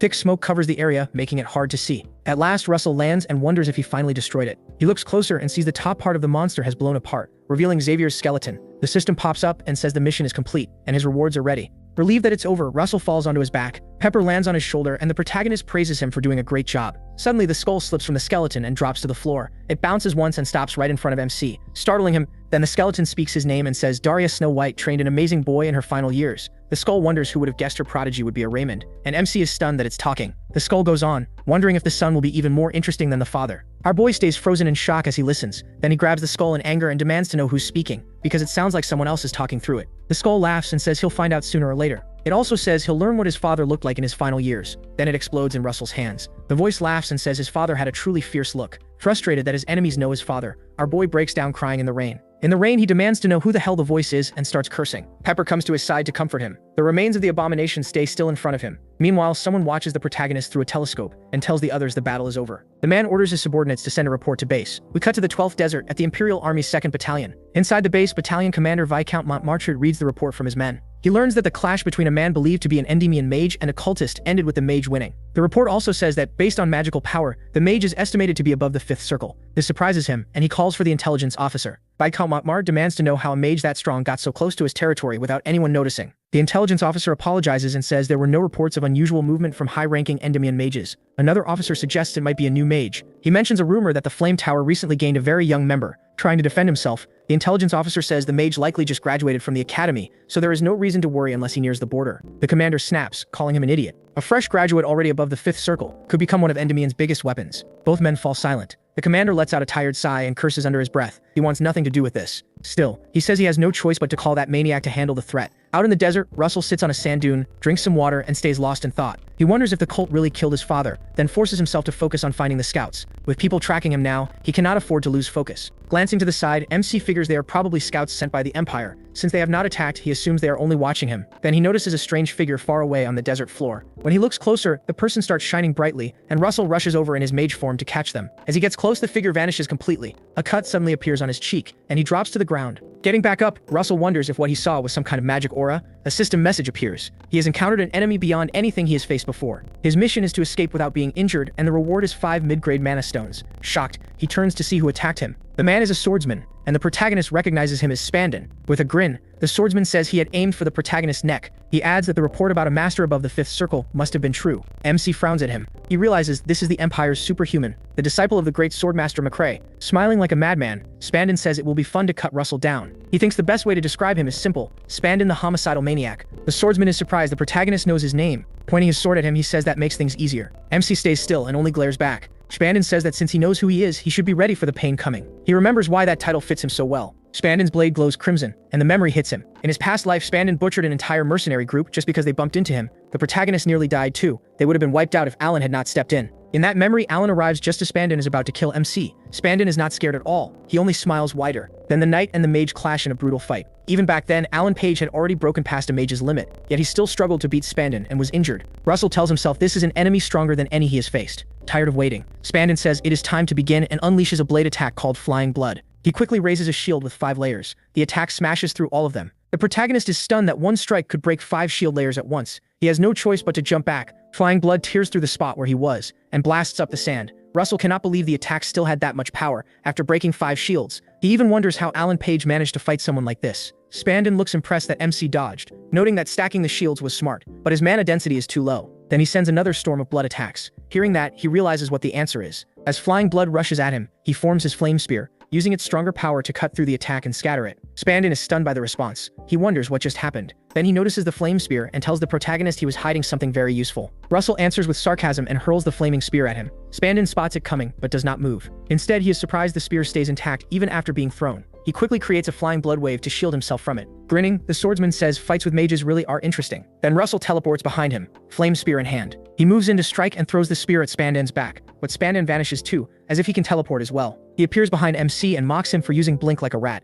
He whips around in shock and Spanden's sword slashes him, drawing blood. Laughing, Spanden says he has not had this much fun in a long time. Before the next hit lands, Russell teleports several meters away. He ends up with a cut on his leg and Spanden mockingly asks if he is bleeding. Still laughing, he says he will wait for the protagonist to heal. MC tries to treat the wound and realizes the truth. Spanden is using aura around his body to boost his speed, which is why it looked like teleportation. Even so, MC tears his clothes to slow the bleeding. Spanden keeps watching and asks if everyone in the flame tower is this stubborn or if that is a requirement to join. Russell does not get the question, so he asks what Spanden means. With a smile, Spanden says the ones he met a few days ago also refused to give up until the end, the scouts. He says they came looking for one of their own who had gone missing. He realizes this is the man who killed them and is horrified. He asks again if Spanden murdered the missing scouts. Spanden only smiles and shrugs. Russell's anger rises and he clenches his fist. He remembers the system told him to escape after a short clash so he could find the scouts. Instead, he unleashes a huge amount of mana, clearly ready to fight. Furious, he decides this is not the time to think about the future. Spanden smiles and says the protagonist had been hiding his real power the whole time. Gripping his sword, he says they will see if the protagonist can stay calm while his body is torn apart. Russell looks at his dim ring and realizes it still has not recharged, which means only one option is left.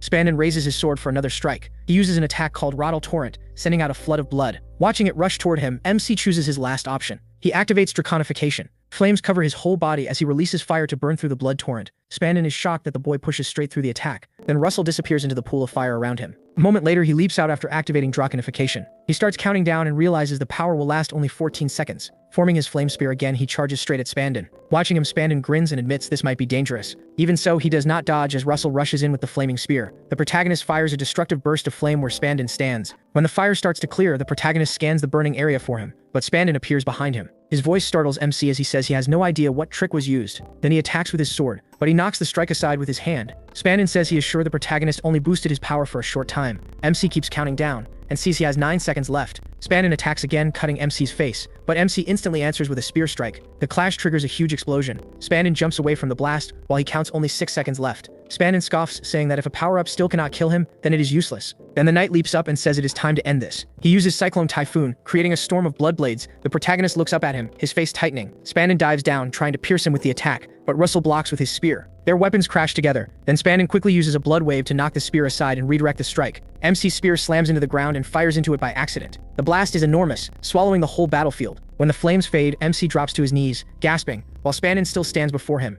As the last flames die out, Spanden looks down at him, kneeling there. The protagonist keeps counting and realizes he only has 2 seconds left. Spanden laughs and asks if he is finally done. The protagonist says he still has one last move. With 1 second left, he slams both hands on the ground for a final attack. When Spanden realizes it is 6th circle magic, he is stunned. The earth beneath them starts splitting apart and fire bursts up from the cracks. Then the fissure grows wider and Spanden is clearly shaken. The flames turn into magma, making it feel like they are standing inside a volcano. Russell changes the whole battlefield into a volcanic zone with a skill called melting. In a flashback to his time studying in the professor's library, he remembers reading about the melting method. He had figured out how it worked, but because it needed 6th circle magic, he could not use it before. The skill starts with small embers, then spreads magma across the entire area. Back in the present, Pepper rushes in, grabs MC and pulls him out of the magma. Up in the air, MC thanks Pepper for saving him. Meanwhile, Pepper struggles to keep flying because he is too heavy. From the top of a rock, he looks down to see what happened to Spanden. Then someone appears behind him. He spins around and finds out it is Spanden, coughing badly and missing an arm. The protagonist walks toward him and aims a fire beam at his head. He asks if Spanden has any last words, but Spanden just trembles in silence. Then he smiles and asks if MC finds their situation funny. Spanden talks about the Guardians. He says they are pushed into war in the name of protecting their country, yet no one tells them how to escape it. He says a Guardian has to keep killing again and again, that their path is nothing but blood. Then Spanden tells him he welcomes him to it. He pauses, but after a few seconds he carries out Spanden's execution right there. He stands over the body, silent and lost in thought.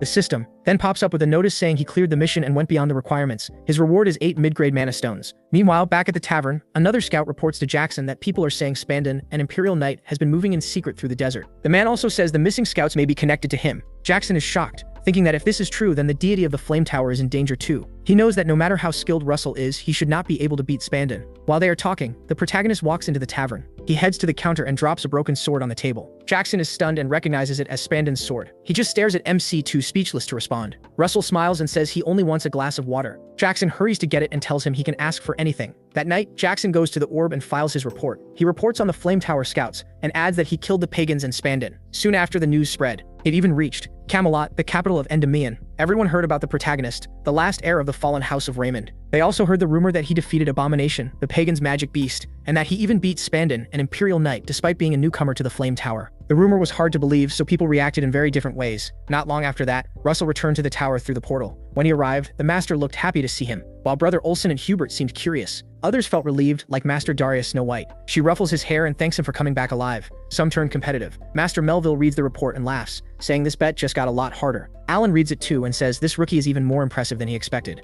Others felt anger and hatred. Elsewhere, men report to Spandon's master, McCrae Hughes, that his disciple is dead. While cleaning his sword, McCrae asks if that is all they know. McCrae is the Empire's swordmaster, and the rage in his eyes is obvious. The men shrink back and say that is all the information they have. Russell thinks that even though people reacted in different ways, they all shared one thing. At the same time, McCrae declares it will be eye for an eye, disciple for disciple. He slams his sword into the ground in fury, and a dark force bursts out from the impact point and surges forward. That power races into the forest and tears through the whole area. The one thing everyone who heard the news had in common was a strong impression of MC. McCrae remembers Darius Snow White and swears he will get revenge no matter what. Later, MC gives Master Darius Snow White his mission report. She asks if what he is saying means the pagans were involved in his father's death. Russell confirms that is what he believes. She explains that many records were lost during the war, so learning what really happened is difficult. That means finding the true culprit will be even harder. He says he already knows that. To comfort him, she takes his hands and says one thing is certain. She tells him that if they keep chasing the pagans, they will reach the truth, and asks if he believes that too. The Master assures him that she and the Flame Tower will always stand by him, and Russell thanks her sincerely. Soon after, the coachman announces they have arrived. Master Darius Snow White tells him she hopes he can set aside his doubts and fears today so he can widen his understanding. They get out and enter a large building. Inside, a meeting of the Magic Tower Council is underway. The Magic Tower Council is a group made up of the masters from more than 20 magic towers across Endymion.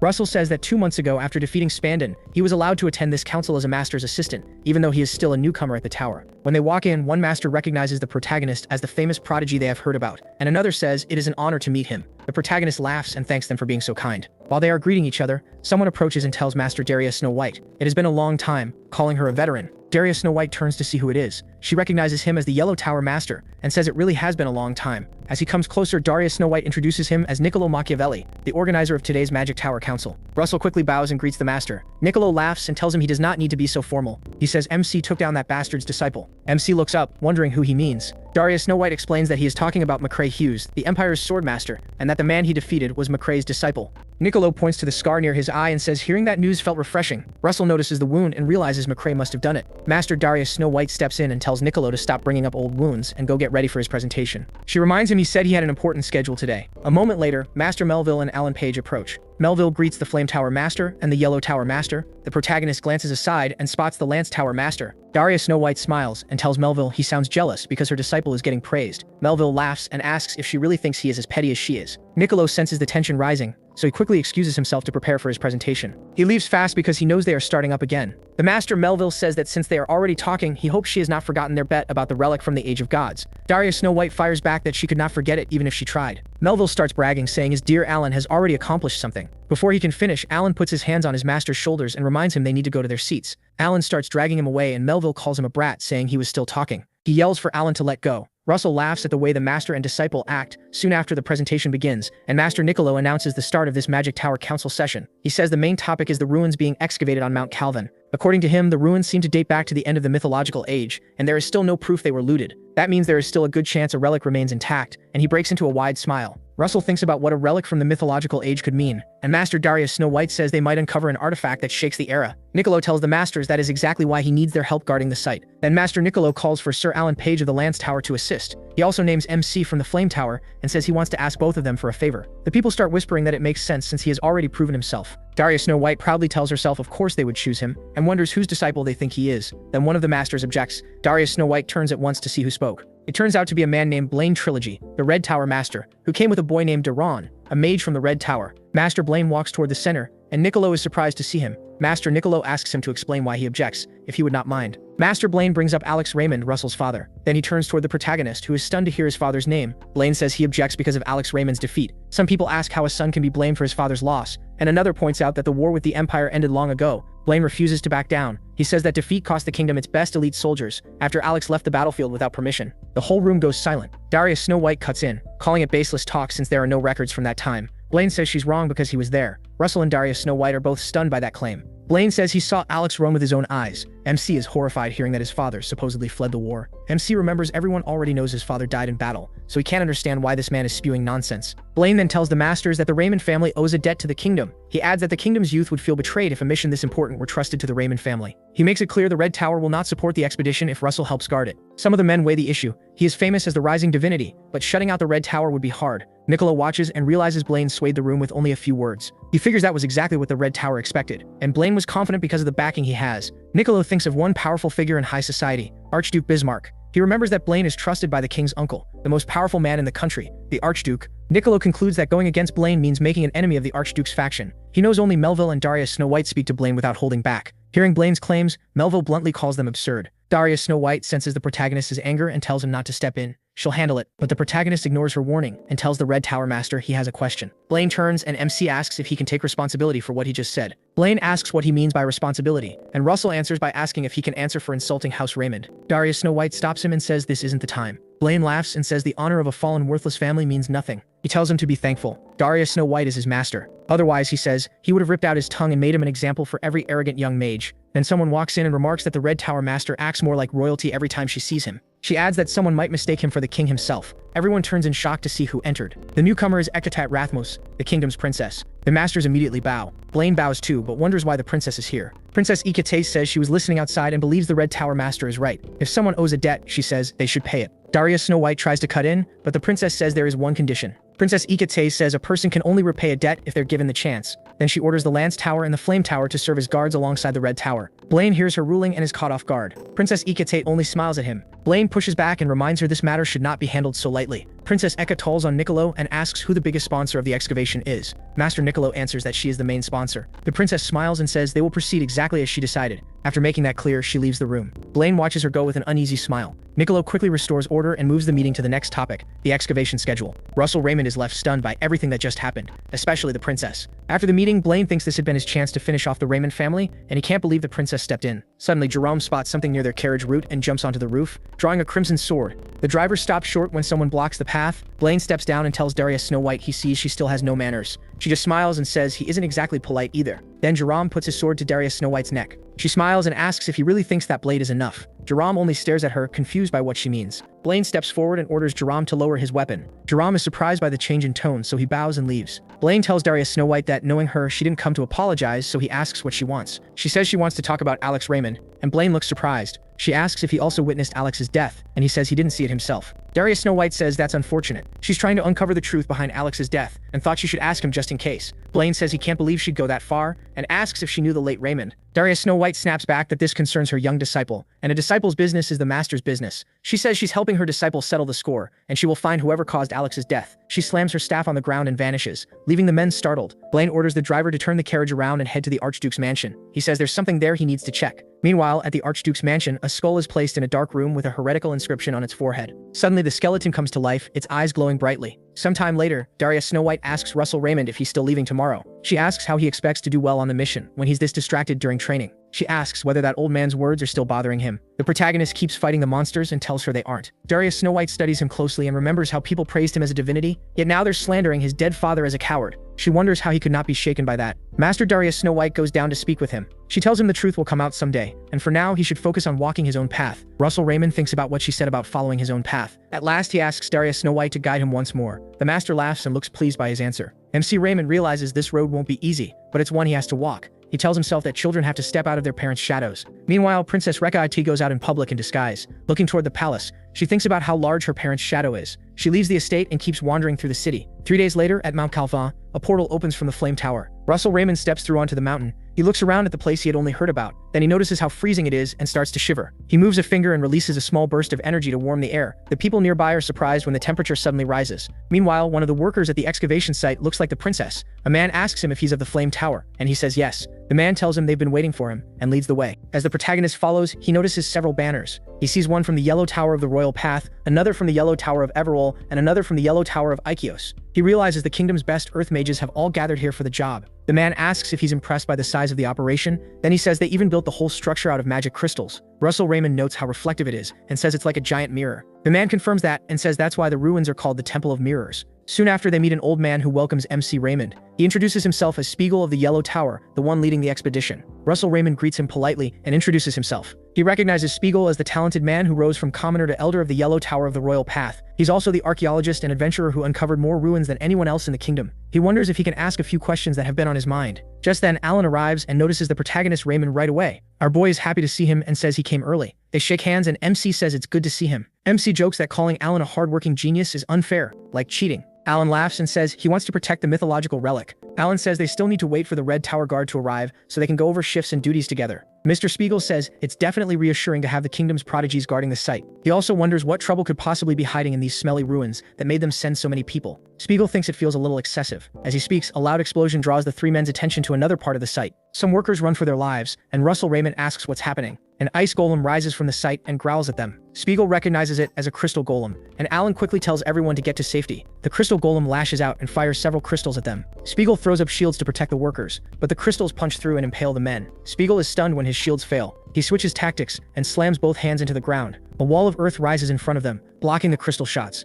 He orders everyone to raise earth walls and hold the line. Princess Hecate finds an injured worker and helps him up, telling him to hang on. Then the golem suddenly appears behind them. It lifts a huge hand and fires crystal bullets. Hecate turns in shock and throws up her hands, trying to release mana fast enough to stop it. Before she can, Russell rushes in with his flame spear and burns the crystals away in one strike. She stares at him, too surprised to answer. When he asks if she is okay, something catches his eye. Her purple hair makes him realize who she is. Russell calls her princess, and Hecate clearly does not like being recognized. The monster growls, dragging his focus back to the fight. At the same time, Alan Page uses his own spell, Ice Bow. He shoots the creature in the back, but it barely works and only makes it angrier. Alan figures he aimed to blow apart its whole torso, but the thing is much tougher than expected. Then a massive blast hits the monster and tears it apart, forcing Alan and Russell to shield themselves as Jerome arrives.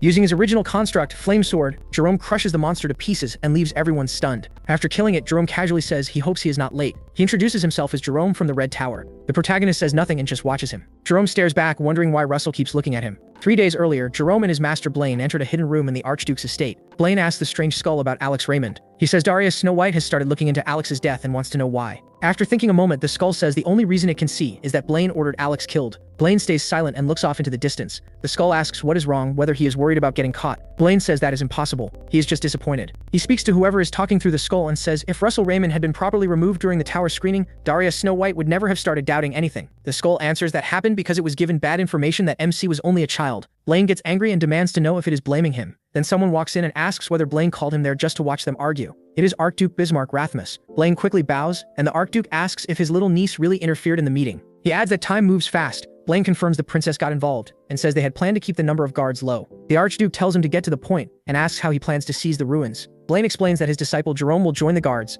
Once there, Jerome will open a gap in the protective barrier made by the Yellow Tower. After that rude pagan's underlings will ambush the expedition team. By pagan, he means the one speaking through the skull. The Archduke thinks it over and reminds them that if the plan is going to work, they must overpower the masters protecting the current king. He says to cut off those masters' support, they need the item from the ruins. The Archduke pulls out an object and asks if they should not have a little insurance. Meanwhile, Princess Hecate drags Russell off somewhere private and he tries to stop her. He begs her to let go, but she ignores him. The princess turns to him and tells him to be quiet. She says her visit here is top secret and must stay that way. She asks him to pretend not to notice her and keep moving, even if it seems strange. Russell says she must really love these ruins. He adds that he would be upset too if he missed seeing ruins from the mythological era in person. He smiles and tells her there is nothing to worry about. The princess tells him her father the king and his ministers are driving themselves crazy trying to keep her safe, yet he does not seem worried at all. He says he already felt a glimpse of her aura before he came to save her. He says with excitement that her power is so monstrous, most knights could not handle it, so he sees no reason to worry. Hearing her power called monstrous shocks her, so she gathers mana in her hand and taps him on the head. Russell just stands there with a bump on his head. She says she is leaving and tells them all to do their best. As she walks away, she decides he is a decent kid, but still very much a kid. Meanwhile, the protagonist remembers he was supposed to ask her for the dragon heart. The system told him to secure in exchange for keeping quiet. He cannot believe he forgot and calls himself an idiot. Meanwhile, Elder Spiegel leads the Earth Mages as they work on the barrier at the ruins entrance.